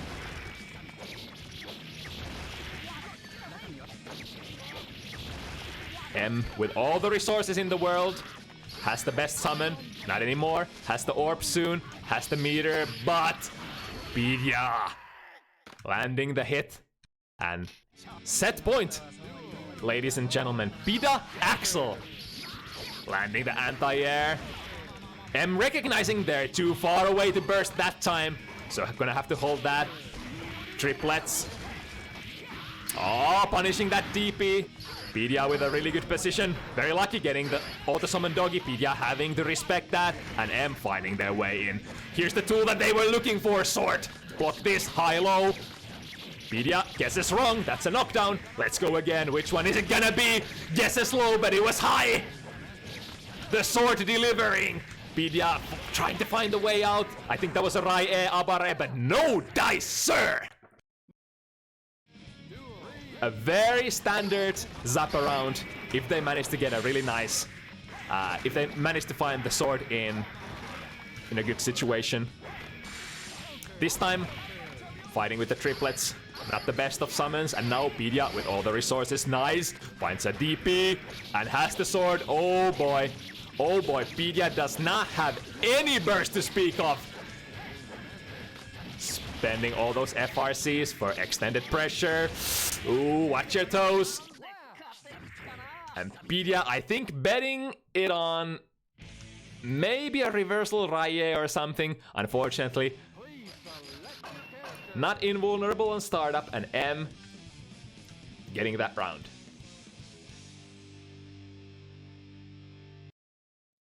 Pida is a showman, though. I wonder if Pida's gonna be looking for like a finisher that's super flashy, because he does have the advantage here. 6-4 still. Could be looking for yeah, I don't know. I feel like Pida is the kind of player who would practice like a really fancy finishing combo that's difficult to land or looks really fancy just for a finisher. We're gonna see how that's true. Missing the combo here, but M already at 0 life. That doggy in that situation not gonna do anything. Nice! An important jump out of that rush Shosen. Oh, I like the move. I like the play from M. He was trying to double jump over that. Rensen follow up. But Rensen follow up hitting from behind, unfortunately. Landing the overhead 6 heavy. Here comes Pida. DP. The 3P that time didn't have enough disjoint. Here we go. Deep dash in and the punish on burst. Nice block. M slowly starting to find blocks against those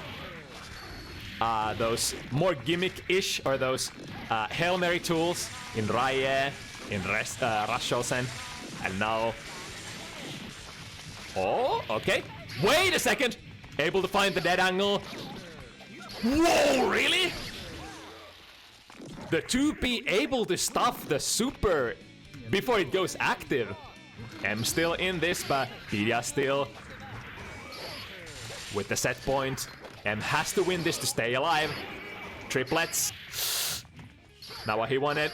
Didn't get an auto summon that time, and now Pida's pressure using FRC on the Rensen for big damage. Or rather, neutral damage. Here we go, tried to parry. Lands the parry, but unfortunately, the sandwich with the doggy is too strong. Nice 5B, able to poke the doggy out. RC. Oh, I think they RC'd too early. They didn't get the summon. I think the idea was to DP and then RC in case Pida was blocking triplets. Not the one he was hoping for. We need the sword. There was the sword, the glimpse of the sword. But at the wrong time. M has to clear this pressure or it's all over. There's the sword. The sword, the win condition. Oh no. Pida able to poke, land a hit, neutralize the sword, and there it is. 7-4. Pida.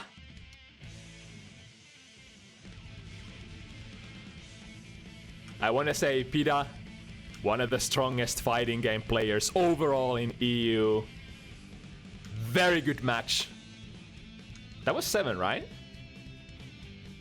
I'm pretty sure that was 7. Yeah.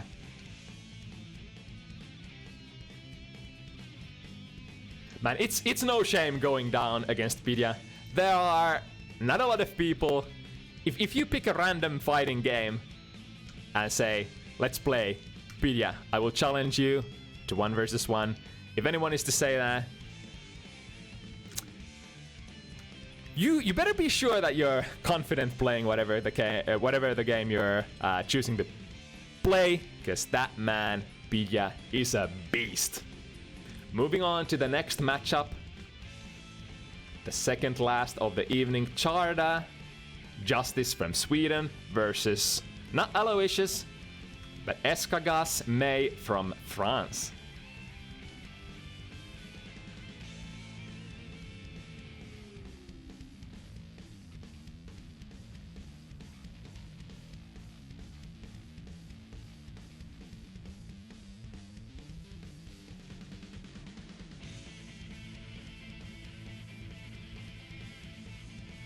Speaking of, I think did I forget to message Eskagasse? They should know that. Are they in the chat? Let me message them just in case.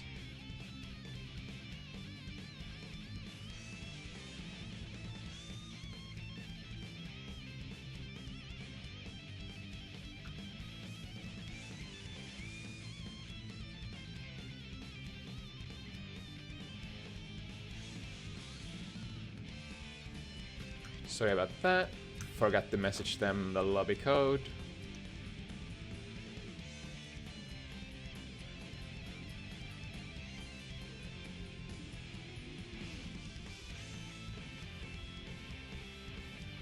Yeah, unfortunately Aloysius having to cancel this time because of medical reasons. Hope they are feeling good, hope they are feeling better. The fighting games are one of those game types you should never ever play if you have some sort of a medical, not an emergency, but if you have like, even if you have a bad day, playing fighting games is so difficult.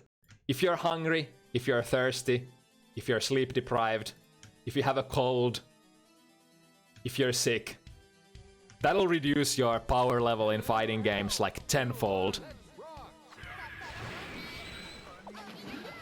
And also fighting games, definitely one of the most adrenaline-inducing types of games out there. And when your body is recovering, you don't wanna pump yourself full of that good old energy juice. All right, so here we go. Eskagasse, definitely gonna be the more nimble of these two.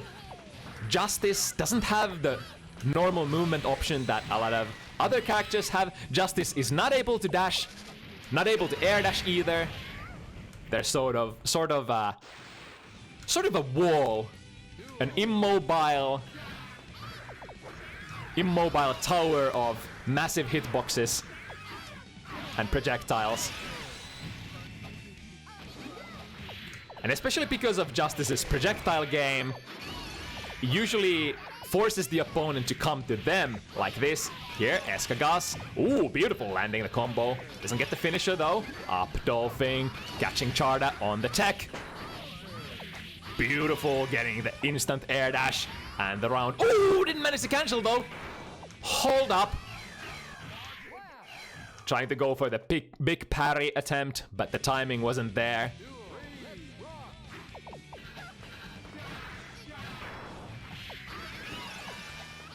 Barely missing with that up Dolphin. Eskagasse, really known for their fast play. But on the other hand, it is also Mei as a character that promotes really spastic, move around a lot, come from all angles sort of a gameplay.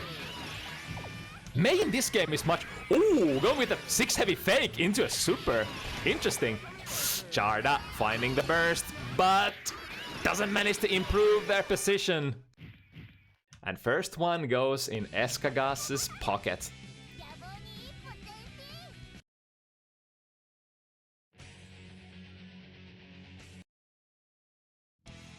Please select your character.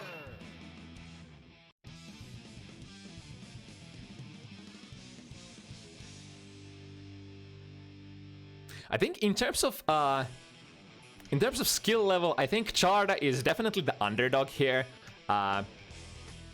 Charta's slowly... I think the previous time we saw Charta, they were still sort of like between the rookie and the intermediate brackets, somewhere in there. Now they've had a little bit more time with Justice, a little bit more confident calling themselves a solid intermediate player. Whereas Eskagasse, definitely somewhere between, I would say, intermediate and advanced bracket. So we're gonna see how Charta is gonna able to weather the storm from the French Mei player. That was a pretty good round. Despite Justice's mobility issues, able to dodge the angles from Mei. That was a great parry right there. So we often say that when you're playing against Mei, the most important thing is finding the anti-airs. Mei is all about the gorilla movement in the air. Like this. Look at that, beautiful anti-air from Charta. That already bodes pretty well for the matchup if you're not able to stop Mei from coming at you from the ground. Oh my goodness. The low profiling slide. Sliding in the DMs of Justice under that super, under the Michael sword. Another super. Forcing to block this time. A Michael sword. Full screen. Big full screen poke. Oh, getting the overhead kiss, the tick throw. Just needs one more hit. But then again, this could still be in Charta's pocket as well. Finds the jump heavy. A very classic approach for Mei. Jump slash, I think a more offensive option. Jump heavy, the more defensive option. Both having excellent hitboxes in the air. But I think jump heavy having a little more of a defensive hitbox, has more disjoint. Doesn't hit as far though. Both very damaging combo starters on counter hit. Speaking of counter hits, there's a Michael sword. The super starter. Decent damage for Charta. Oh, they were reading the burst for so long. They had the right read but didn't have the timing right. Mei diving Dolphin first into the projectile. Another one! Beautiful! Reading the startup of the Dolphin and swiping across the screen.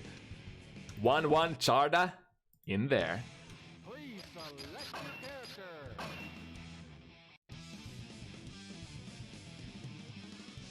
Yeah, the sword super for Justice, sort of like a just do it tool. It's not gonna be too bad. They're not gonna punish it or anything full screen. Unless they're like super high in the air. Heaven or hell. Duel. So it's definitely, if you're willing to spend, oh my goodness. The backwards moving anti-air. Beautiful backdash from Charta. Flipping up the positions. Here we go. Here's the projectiles. Oh, that's gonna be punish. Leading into big damage. Dropping it though. Unfortunate. Here comes Eskagasse. Landing the small hits. Again. The sword super. This super gonna be plus frames for Mei. Speaking of neutral supers. Oh, nice maneuvering. Eskagasse finding their way in, but not a clean hit though. With the corner pressure. There we go, FB dash in the air. That's the only way for Justice to move themselves around in the air. The arc is very predictable though. As soon as you commit to that, you're gonna be moving the same distance and landing at a very predictable place. So if they're ready for it, they could call it out. Now the corner pressure for Charta. The projectiles. Yeah, Mei. Oh.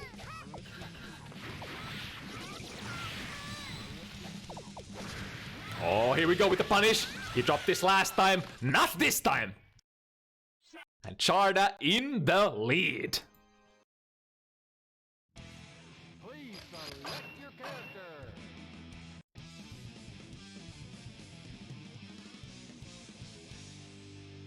Often enough, that slide from Mei doesn't go punished well enough. But Charta displaying that they have a really, really big starter if Eskagasse dares to go for the slide without RC.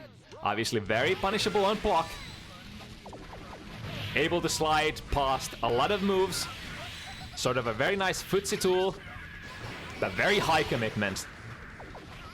Here we go. Big throw from half screen.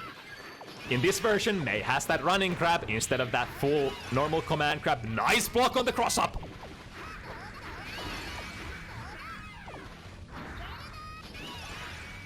Again, oh my goodness, did he just block that right? Back to neutral. Eskagasse, really nice maneuvering, finding their way in. Oh, that's gonna be a whiff punish! My goodness! And evening that life lead, up projectile, oh, almost getting the perfect combo. Is that gonna hit? That's gonna hit from behind! The Dolphin doesn't have a strong enough hitbox there. Round start parry, that's a strong start for Charta. Charta has been able to find those unconventional anti-air options. Anti-airing twice with the parry. Once with the backflip, but here comes Eskagasse. Ooh, unfortunate drop there. I feel like, yeah, that super has so many invus. Despite the multi-hitting move of Charta. Nice jump away from the overhead kiss. Good presence of mind from Charta, knowing that the overhead kiss is a tool available to Mei. From half screen away. Oh, but now the position. Back to neutral. Ah, Eskagasse was looking for that one hit. I think up tilting very decent option, especially when it crosses up. Or lands a very unconventional sort of hit. It's very nice tool for closing out the rounds, but that time Charta was on top of that.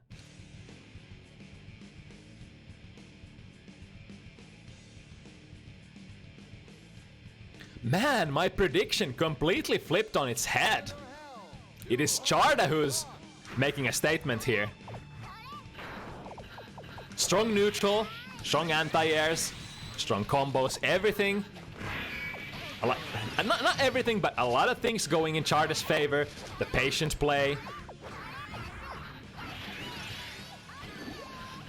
Ooh, it was really close to punishing with a jump in. Charta once again managing to maneuver around. Eskagasse swinging wild with the super. Here's the sea of projectiles. And landing the hit. Man, only like that one normal into special move deals so much damage on the lightweights. Again, Charta predicting the instant air dash, going for the parry. Immediate burst from Eskagasse. Oh, that was too close. I think Charta was planning on punishing with a bigger one, but maybe accidentally getting the throw. Either way, getting the round. Ooh, Mace dash low profile enough to go under that one projectile. Surely not the low projectile though.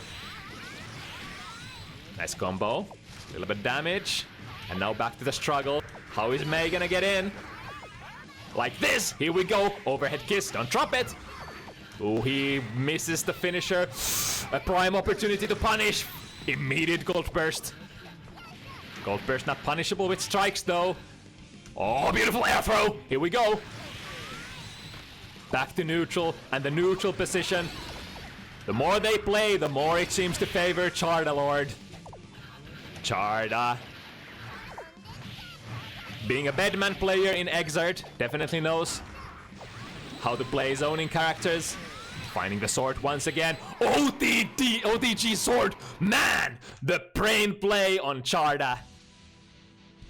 The presence of mind notices that they can finish with the sword super sword into a bigger sword, and that's all she wrote. Charta on 4.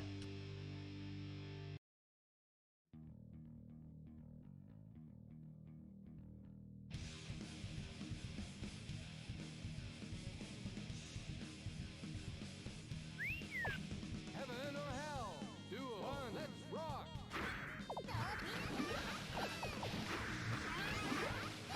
Alright, missing with the parry. And now Eskagasse with an opportunity to make something happen. But really good defense so far from Charta. Immediate burst from Eskagasse. Wow! As soon as Charta was able to land one hit, Eskagasse was ready with the trigger. Now fighting without burst, both players. Beautiful parry once again. Oh, I think... Oh, not fast enough. The projectile not able to progress fast enough to whiff punish that well.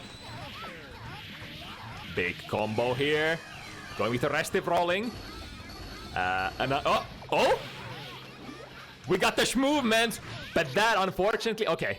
I was like, that was a lot of meter for a cheeky option from Charta. But still able to close out the round. Here we go. Eskagasse. What's the Oki? Just a meaty. Catching with the up dolphin on the way out. Charta getting hit by 5D and no burst yet. Restive rolling. Ooh, nice! Was able to close out the combo with the restive rolling. That's usually pretty difficult.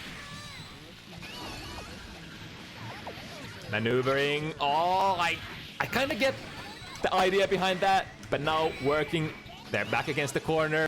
Parry straight into a new parry. Eskagasse was definitely trying to get the punish after that, seeing that first parry, but an immediate second one. That's sort of like throwing out DP, DP getting punished, doing another DP. And if you miss the punish, oh boy, you're gonna get hit by the second DP, but here's the round for Eskagasse. Here's an opportunity to make a momentum swing. If Eskagasse loses here, it's gonna look so bad. They're gonna be a big math or numbers disadvantage. Up dolphin, anti-airing, Charta out of the sky. Catch with the slide on landing. Overhead kiss. Ooh, Eskagasse has been having difficulties with finishing those overhead kiss combos though. That's really unfortunate as well. If you're always looking for after that command grab, you're hoping to get the damage, you're hoping to get the Oki. But if you lose both the damage and the Oki, then what's the point of trying to open them up with the command grabs?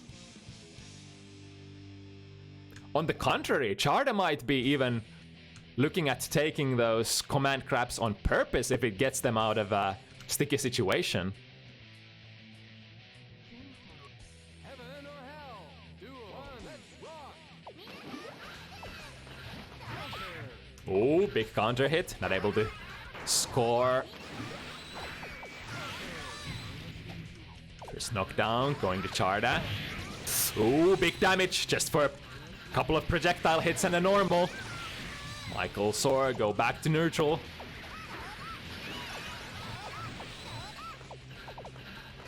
Look at the patient play from Charta. Just looking for the right angle, looking for the opportunity to anti-air. There we go, air to air, sword. Oh my god, that cross up. Nice, barely jumping over the super sword. Making Charta miss. Oh my god, the hitbox! Wait, that beat base 6 heavy? Really?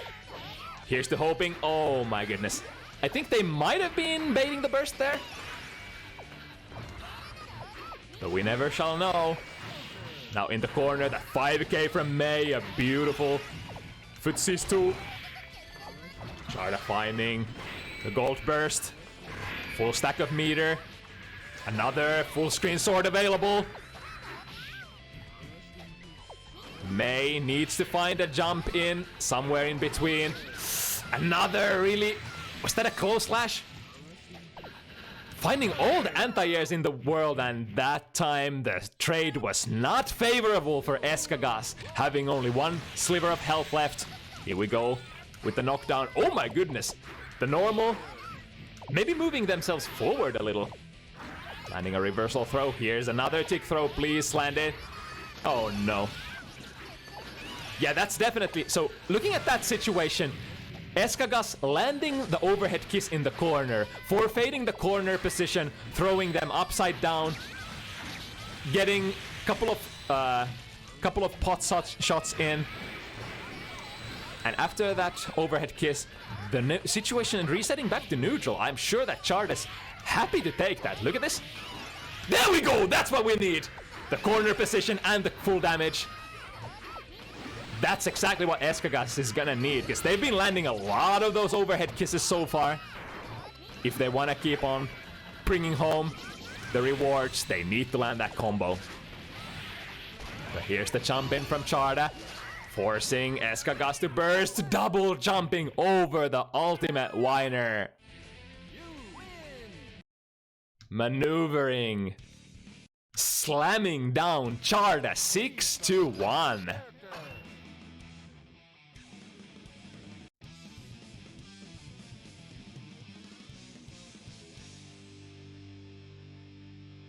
Yeah, it's really no wonder that Charta has been able to accumulate this much power level in AC+R. They are a very, very strong contender. Some would even say a top-level EU contender in Exert. Look at that. The read once again. Catching the strike from Eskagasse on round start. 1/3 of Eskagasse's life gone. And now, back at the neutral. Nice, finds their way in. What's the Oki? Threatening with a jump in. Again, that's so weird. So going for like 6 heavy fake into straight super. I guess they're looking for a Twitch reaction from Charta, right? Beautiful 2 projectile juggles, forcing Eskagasse to burst. The sword. Oh, not gonna hit that time, but the anti-air sword. Oh my god, the hitbox. Anti-airing May out of all characters. We are in, but losing his position right away. The projectile covering Charta Lord, and this is bad. Has the super sliding in there, and the 5D. Please don't drop. There we go. Eskagasse with the snipe. Slides under there, gets the round. Ooh, that's interesting. The Dolphin Summon can low profile under the full screen sword. Or maybe it has a limited range. Either way, neutral jump, jump in, landing Charta the rewards, and here the sea of projectiles once again tries to slide under. Here we go, please don't drop. Oh, it looks so hard to land. Maybe very difficult on Justice. That's gonna be a whiff punish. Charta slowly grinding him down. Eskagasse saying, fuck that stuff. I'm gonna go in with the super. Get the plus frames. Ooh, that's gonna be a punish. And now Charta putting Eskagasse on a position where they can't take a single hit. And there's the sword once again. Man, that full screen that full screen sword really limiting the Dolphin gameplay of May. Alright, gets the burst early in the round. Nice air to air, doesn't manage to land the full combo. Here comes Eskagasse though. Again, the overhead kiss. But again, a heart-wrecking drop.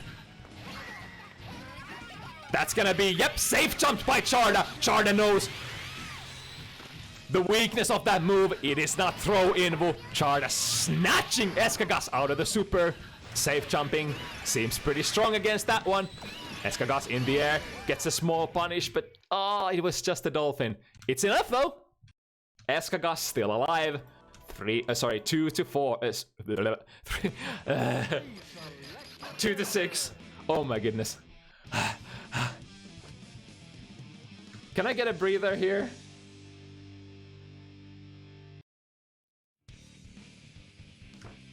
The commentators hyperventilating, but there's no time to waste. Guilty Gear, one of the fastest fighting games out there.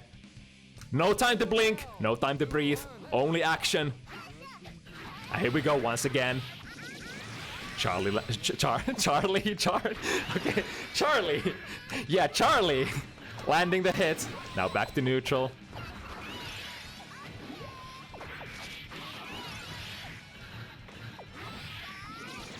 Very nice defense. Managing to make the best out of all those neutral jumps. Oh, nice combo into the super. Eskagasse has a lot of meter here. Nice with the Dolphin. That's decent damage, but we need more of those.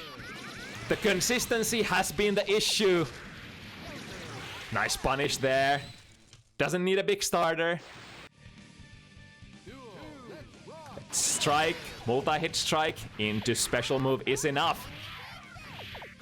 But yeah, the rewards difference, beautiful there! Gets the combo, puts Charta in the corner, here we go again. Charta's a very respectful player, I wanna say, on defense, especially on Justice. So far, Charta jumping out of exactly one overhead kiss. So if Eskagasse manages to bring home those big overhead kiss combos, they could really swing the momentum here. Speaking of jumping out of command grabs, Charta. The second one, hitting the mark, getting the round with it, and that'll be it. That's 7. Oh my god. I'm feeling lightheaded. Man, I am so sorry for doubting the caliber that is. The potential hidden in Charta Lord. The young man. Young genius. Slamming down Eskagasse 7-2. Beautiful. Hoping to see more of Charta later. Because yeah, beautiful. The justice, the high level justice plays is just a thing of beauty to watch. Moving on to the last matchup of the evening.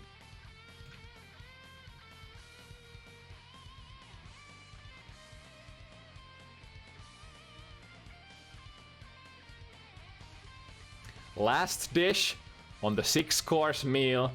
It's gonna be Vilautush, our Finnish dude. The Eddie main. Eddie/Zato. Unending character love for this character. Facing off against Loekkson So. So Loekkson obviously mains Slayer. In Exert, a very high level Slayer competitor. Has a pocket Soul in Exert as well, but I feel like Soul is fundamentally very different in this game. I feel like the big fundamental difference is that a lot of characters in this game are much more guerrilla than they are in Exert. Frick, did I manage to... I should probably message Loekkson the lobby code.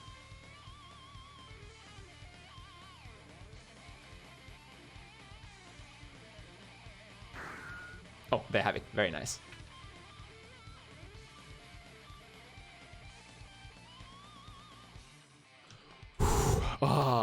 ready for this? Are you ready for this? The last push.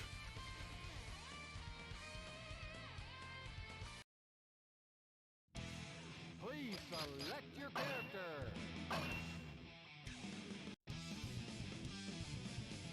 Ever since last week, I was hoping for more of that good old Eddie gameplay. Because besides Kratos, we haven't been seeing that much of this boy. Heaven or hell. Duel 1. So think the notes here, both players not super familiar with these matchups. But what Vilautush has going in for him is the familiarity with the character and especially with the game. Loekkson, obviously, a very wild player, known to not be a stranger to those wild swinging options. It's probably gonna be very interesting, very entertaining. Eddie, obviously, a character with sort of two modes. So above the tension gauge, we have the puppet meter. Basically the meter you need to be full to summon the little Eddie, the little guy, the puppet. Once the puppet is active on the screen, Eddie, one of the strongest characters in the game, they say, because you're basically playing 2 versus 1. But once that Eddie gauge is gone, once that puppet is nowhere to be found, not ready to be summoned, Eddie, one of the weakest characters in the game.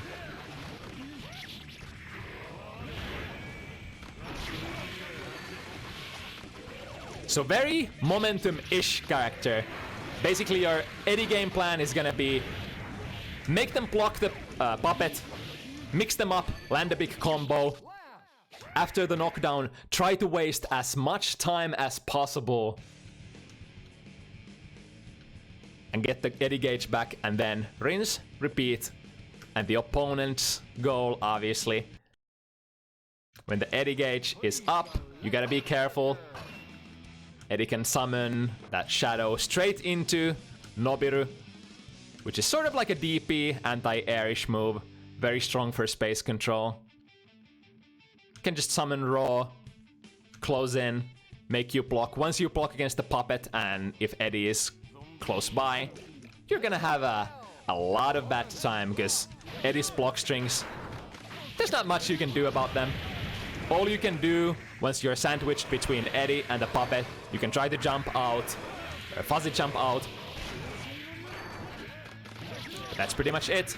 So here comes Loekkson. Oh, unfortunately, not able to keep up with the pressure. Now the Eddie gauge. Gunflame, gonna be a decent tool at neutral for preventing little Eddie from moving forward. But Eddie does have a lot of tools in their kit for making the puppet sort of disappear from the screen. There we go, landing the hit. Oh my goodness, Loekkson just swinging wild. Between the block string, just inputting the DP as soon as the block string ends. The DP coming out. Oh, beautiful instant air dash from Loekkson. Sniping Vilautush.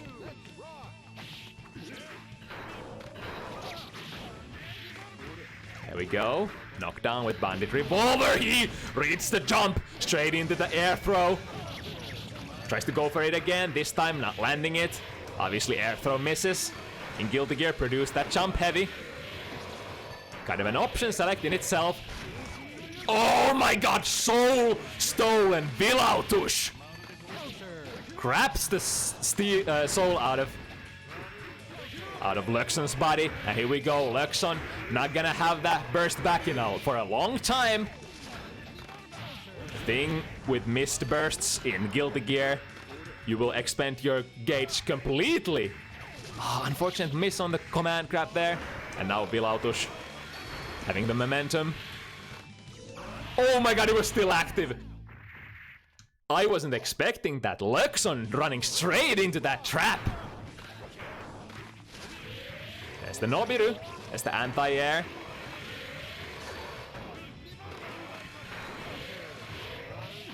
Eddie extremely difficult to approach on the ground. while that shadow is active. So oftentimes players want to try to find an opening and instant air dash in, jump in.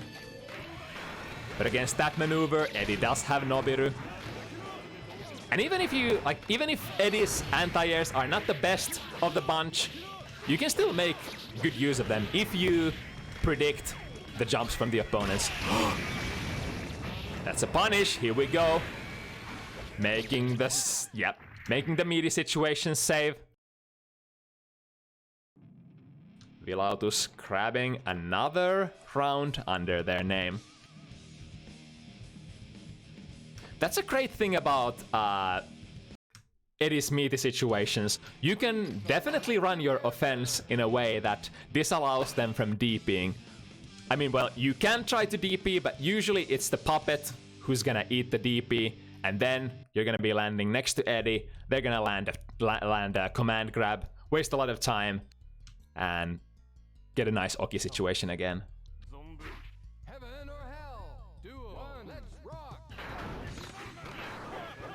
Very nice, threading the needle, getting the instant air dash in. But here's the summon from Vilautush. Oftentimes, oh, I really like that. Backing off when the puppet is not active. Ooh, 2 clean hits. Those sidewinder combos, really fancy for Soul. The clean hit, not the easiest thing in the world to hit. Nice jump, jumping over the invite hell. Instant air dash, jumping. One of the best tools to avoid invite hell and even punish them if your timing is on point. Nice backdash again. Using the FB drill to waste time, and here comes the little Eddie. Here we go, spending 25, it's not enough! But Grand Viper catching Vilautush standing, the tricky multi-hitting low. Very nice. Ooh, it's still going! Loekkson going for the fancy combos. Here we go, in the corner. What's the Oki? Jumpy. DPRC, thinking that Vilautush gonna do something here. Here we go. It's Vilautush's turn. Chooses to keep the summon on board. Unsummon, there we go. Exhaustion, the FP move that recharges your little Eddie gauge.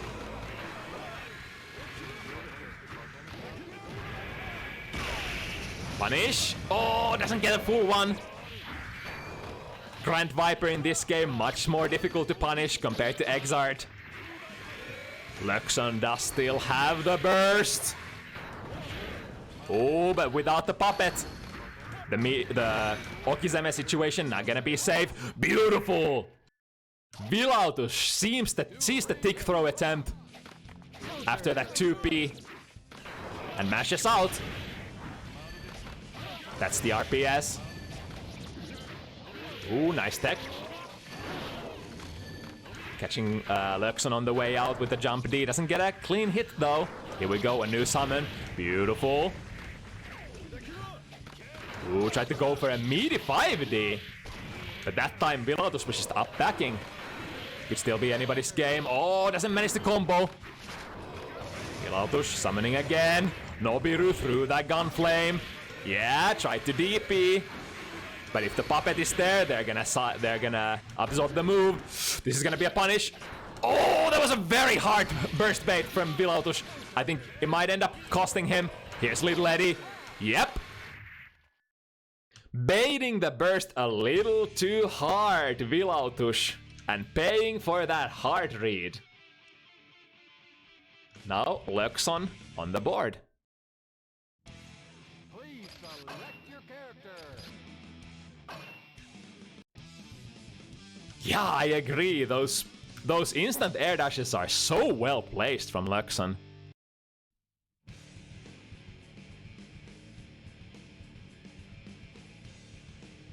To a less experienced eye, those instant air dashes might just look like, okay, so Loekksson's just trying to instant air dash in and just trying to go over the summons, trying to go over the invite hells.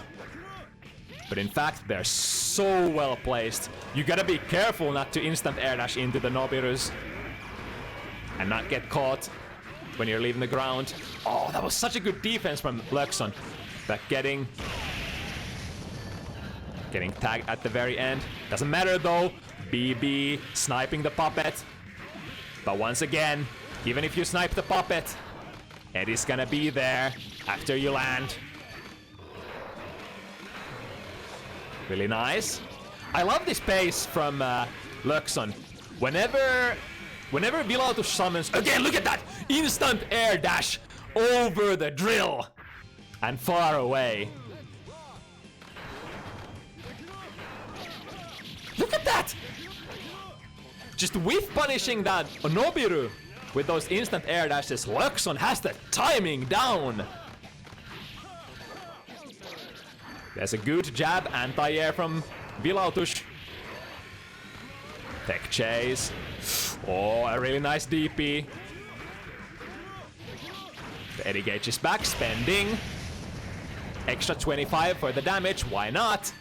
So Vilautush is looking like they're gonna be killed with the next combo, but oh! Hold on. Loekkson saying, I wanna finish it right here, and finish they do! Evening it up 2-2. Loekkson starting to warm up, finding their way in more consistently. And man, does it feel bad when you have like half your Eddie Gage, your little Eddie Gage spent, and the opponent manages to find a way to land a hit on you. That immediately unsummons the little Eddie. Puts you in a situation where you can't summon for a while, and forcing you to sort of play defense for a while. Alright, here's the summon, but again, backdash into an instant air dash. Aww, Vilautush trying to jab on wake up. No sir. Good too heavy anti-air. So Eddie does have quite a standard 6P, but the downside is that it's not really... It's a slow one for sure. So you have to be much more preemptive with it. Same thing. Oh! I wonder if that was a misinput on taunt there from Vilautush. Again, Eddie's on the board. Loekkson playing much more safe. Finding the reversal super Tyrant Rave. Yeah, that's the thing. When you don't have the puppets to cover for your Okizeme options, Loekkson can afford to play way more wild, throwing out those DPs, throwing out those reversal supers. It's the exhaustion. Here we go once again. Loekkson saying, please, let me play. This time, missing. Clean hit. Ooh, doesn't manage to get the second clean hit though. 5K man hits so far in this game. Again, another nice instant air dash snipe from Loekkson. Having the corner. Nice tech. Nice forward tech from Vilautush. Wild dash forward into DP. Oh my god! Swinging really wild. But I guess in certain sense you have to.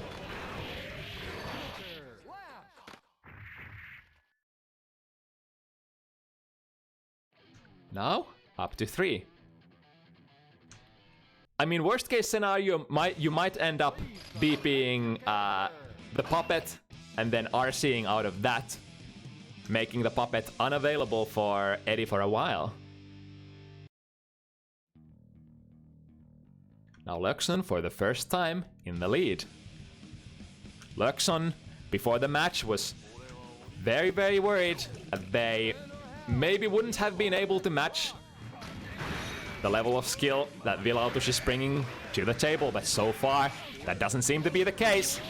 They've been going toe-to-toe. Here's the first. Wild throw. A dangerous burst from Vilautush. Picking that wild throw up with a jump heavy on soul. Could end up option selecting that throw, that burst into a soul steal. Using the FB drill to waste time. Another drill. Oh, but didn't have time to summon. Still gets the round though.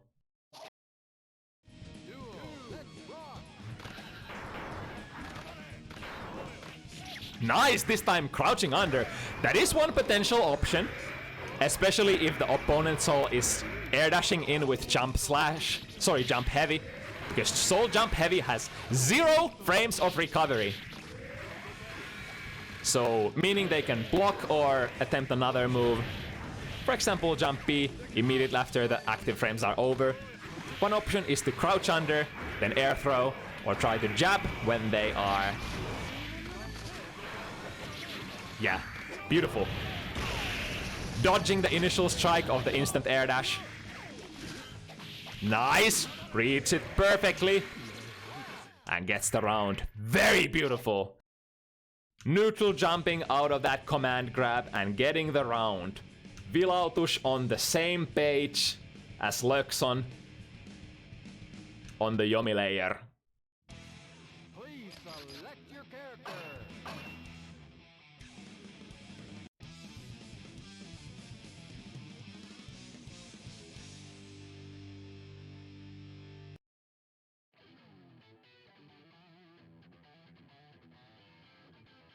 But oh man, we're just getting started. Heaven or hell. Duel. Let's rock. Counter. Oh my goodness! The standing jab poking Loekkson out of that bandit revolver. Interesting. Trying to be sneaky with the riot stamp. When your back is against the corner, Soul can go for riot stamp and it starts up really fast. Anti-air Nobiru into a lot of damage. Unsummoning in the middle to get the summon back earlier. Ah, hitting the puppet. That's almost it. Has to RC, yep. RC for pressure. Ah, but running straight into the FB drill. The force break drill is such a nice stop sign tool for Eddie. Really complements their kit.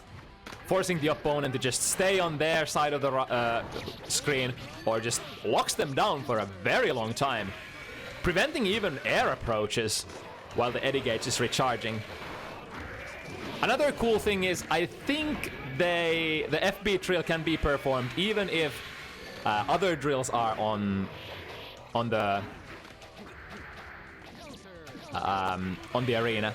So how the drills work is both the drills are sort of on their own cooldown, so you can throw both drills out as separate instances.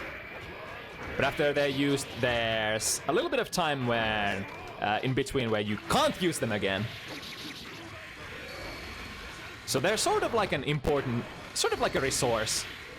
Really fast, quick recharging resource. Oh, that's another really nice response to the instant air dashes from Soul. Charta Lord back dashing and meeting Loekkson on landing.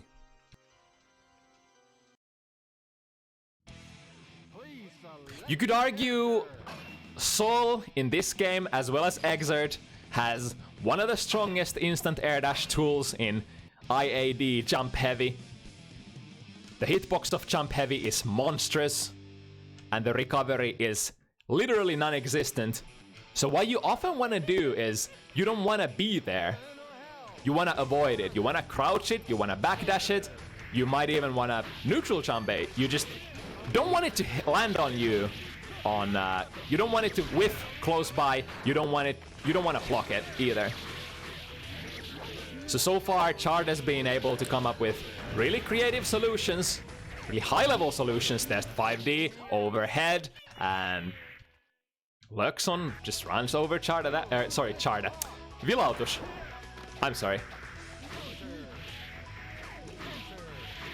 Oh, big 6P. Leading into a corner combo. Another 5D. Vilautush just getting pummeled down. Alright. Loekkson giving Vilautush a time to breathe. Really big combo.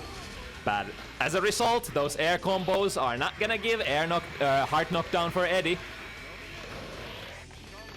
So the trade-off is, after those big combos, you usually have to wait for a long time for your puppet gauge to charge. Here we go, another one of those. Big damage, that has to wait. This is a premium time for Loekkson to go in. But they're waiting. There we go! Biding their time. Oh my god, that was such a smart play. Unfortunately, oh my goodness. What a heartbreaker. Loekkson had that. What a patient play, waiting for both the drills to be on cooldown, waiting for Vilautush to be on the move, and then sniping. Going in with the instant air dash, but sort of missing the combo though. Optimal DP punish here with the damned Fang. Man, Loekksson's had really good defense against the puppet pressure this match. Using the drills to his advantage. Yep. Drill into an FB drill. How do you waste time? Just like that. Brrr, drill goes brrr.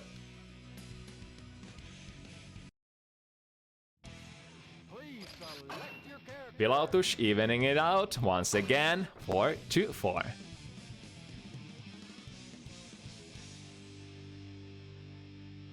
And the nasty thing about the FB drill is that you can sort of just chain FB drills together if you have the currency to spend.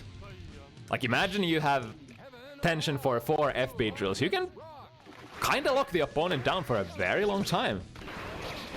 Again with a very nice instant air dash. Right on point. Because the RPS is, you sort of want to approach with your puppet, right? And keep the main body safe most of the time. But if you approach with the puppet and keep the main body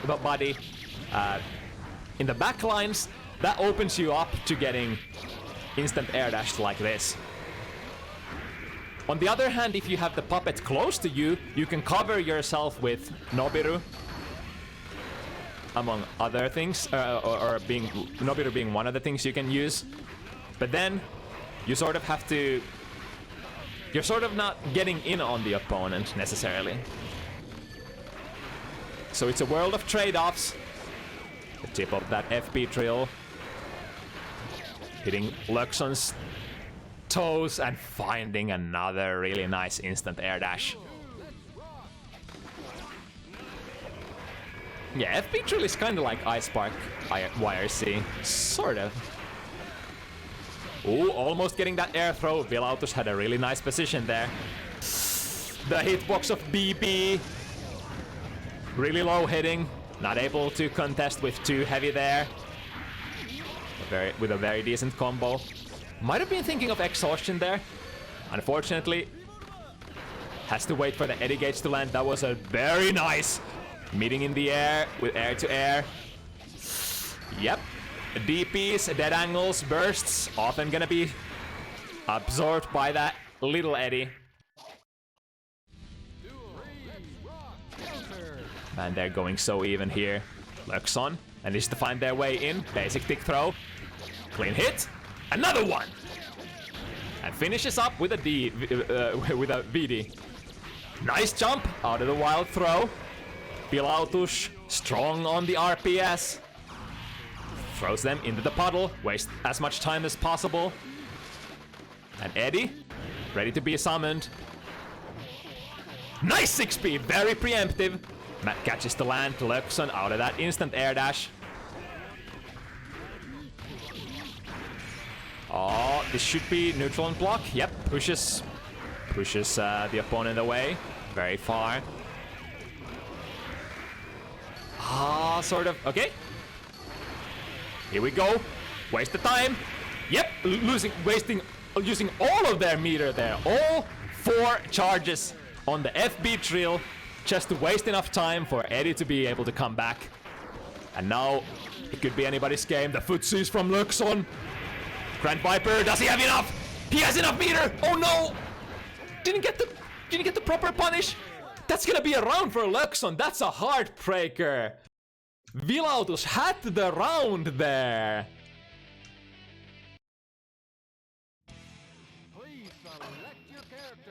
That was a nice play from both players. Loekkson sees Vilautush has only 1 pixel of health left. Went for the Grand Viper Hail Mary chip option. Also, Vilautush very low meter at that time, so there was a chance that that Grand Viper might have chipped Vilautush down. But it was, in the end, enough, giving Vilautush an opportunity to punish, but whiffing the punish! Very unfortunate. Here's Vilautush, though, with the pressure. Running into the second hit. Again, spending 25, being relatively neutral. Little Eddie ready to be summoned. Here we go, full screen summon. Vilautush really likes those full screen summons overhead, but not able to combo. Beautiful! In the middle of the block string, exhaustion to keep the pressure going, but unfortunately, Loekkson managing to wiggle there. Way out of that. Sandwich. When done properly, there's very little that you can do to get out of that situation. Ooh, nice. Oh, that time Loekkson didn't have the 25 to spend on the Fafnir follow-up. So no way to continue that combo. Another really nice air approach. Here comes empty! Empty command grab. Clean hit. Still very respectable damage. Half of Vilautush's life bar gone. Oh, big counter hit. Not able to get the loops going though. Nice again. Vilautush summoning into forward moving options. It's kind of like 50-50. Do you think they're gonna jump at you? Then do Nobiru. If they're not gonna jump at you, go for the approaching summoning option. Ooh, the revolver catches Vilautush jumping out. The revolver, excellent tool for catching opponents when they're leaving the ground. This is gonna be a punish. Alright, just goes for the 2D for pressure. Baits the DP, here we go. But not too bad for, even though Loekkson got hit there, not too bad to be honest. As long as you don't take a big combo and or if the Eddie can't flow their offense into another puppet, Okizeme, you're pretty good to be honest. That's why oftentimes you see like strong players just going for the DP, even if they know that they're gonna get punished. Depending on the situation, even if you do get punished, the Eddie player is gonna be left in a situation where they just can't continue the pressure. They have Eddie gauge all gone. Beautiful air throw there earlier, by the way. Oh my goodness. The timing on that DP. Loekkson predicts the timing that Vilautush comes out from Break the Law. The longer you spend time underground, the longer you have to wait on the recovery. And perfect time to let it rip. Loekkson just DPs Vilautush when they show themselves. And now, Loekkson knocking on the doors. They can smell the win. It's not over yet though, Vilautush. Not too far, either. Vilautush needs 3 wins to bring this home.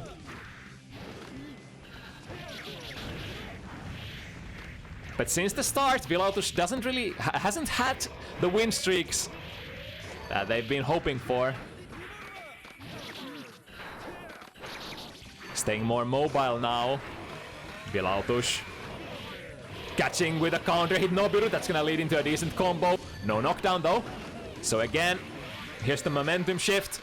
Loekkson able to get some neutral time, some pressure in before the little Eddie shows up again. Alright, doesn't go for the Dan Fang. Loekkson, no burst to be spoken of. So, the sandwich from Eddie and the little Eddie taking that round.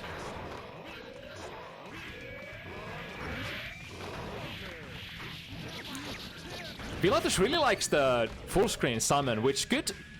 It's a very defensive option, it's a very safe option, but in a sense that's also very risky, because if you take out the puppet and don't manage to do anything with it, spend like half your charge or even more, then you're gonna be in a situation where you just can't do anything for a long while. And Loekkson has been taking advantage of those kinds of summons by backdashing, wasting time, and then maybe finding a time to snipe with that instant air dash. But now Loekkson in a very good position, catching Vilautush jumping out. And Loekkson on set point. That's a really good prediction on the air dash. Dropping the combo unfortunately. Using the burst here. Trying to get the air throw, but Loekkson closing in. Little Eddie not ready yet. And here's the pressure. This could be it. If Loekkson manages to run the offense, keep himself safe. Instant air dash in. Look at that guard bar. Summoning the little Eddie. Yep. Loekkson. Vilautush used the exhaustion, got the Eddie gauge back. Here we go. Oh, didn't manage to land the combo. That's not good. Now the momentum shift. Okay, summoning again.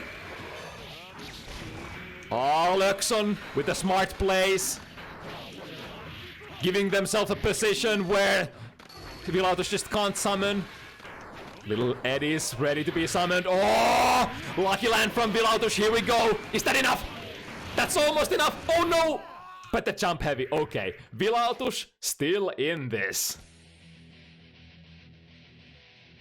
Oh my goodness. There were so many points during that round where Vilautush was vulnerable as heck. But somehow evading that last strike from Loekkson.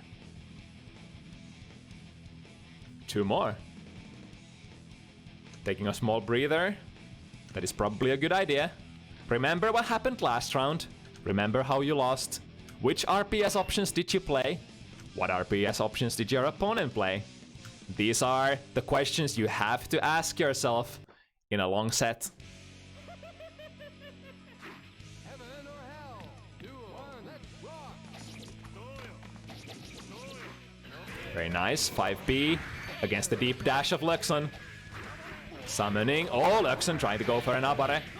But finding their way out of it. Again, very nice snipe with the instant air dash. Neither player, though, able to make their hits count.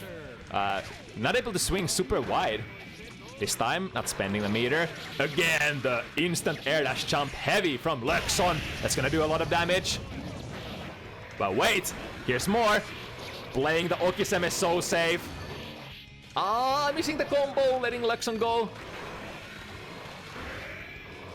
Sandwich. Oh my god! Are you kidding me?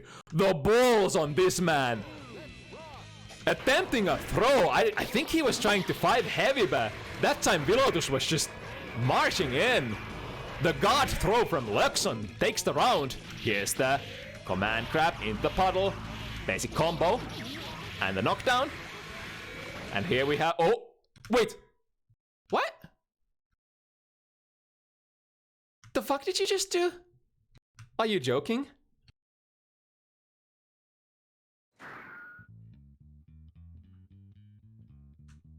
That is unfortunate. Where's that? Did I drop any frames? No way. Let me create the lobby once again. That is so unfortunate.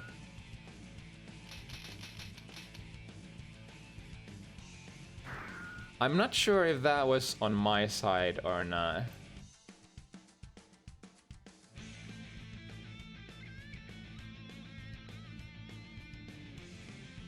What was the score again? Man, I was just so into the set I completely forgot.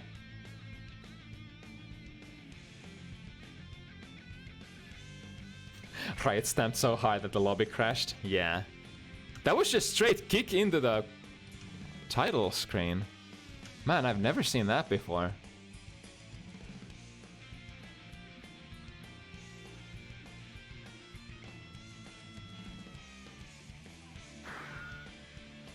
Alright, I guess we're just... But game was 1 round for Sol, right? Was it? I mean... I think... Fuck. Please select your character.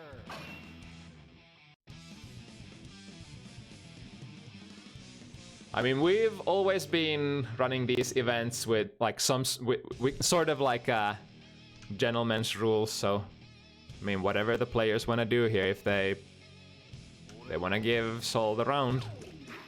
Heaven or hell. Duel. Let's rock. Alright, let's just go back into it. So sorry about that.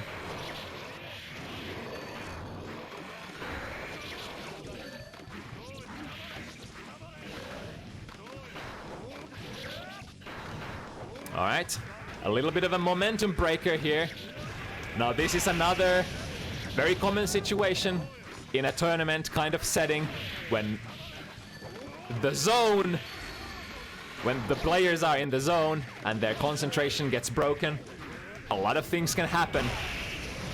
There was a long breather. Time for both players to collect their thoughts and come back with a fresh mind. To some extent, obviously there's gonna be exhaustion, fatigue, especially decision fatigue for both of these players. We're nearing the end of the round. Ooh, pulling Loekkson back onto the ground with that super.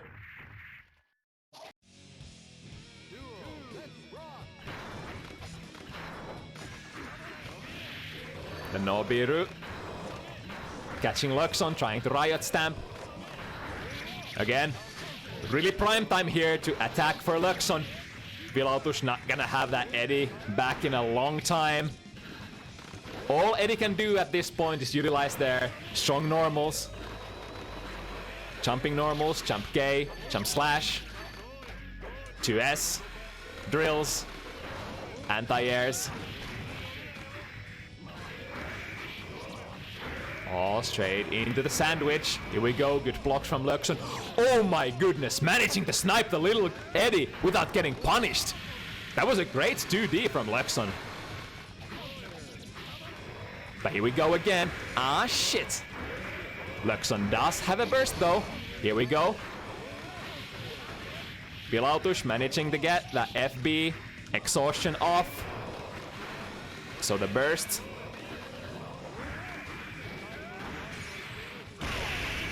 Ooh, that's a lot of chip damage. And reading the instant air dash in Loekkson on set point. To stay alive, Vilautush needs this one.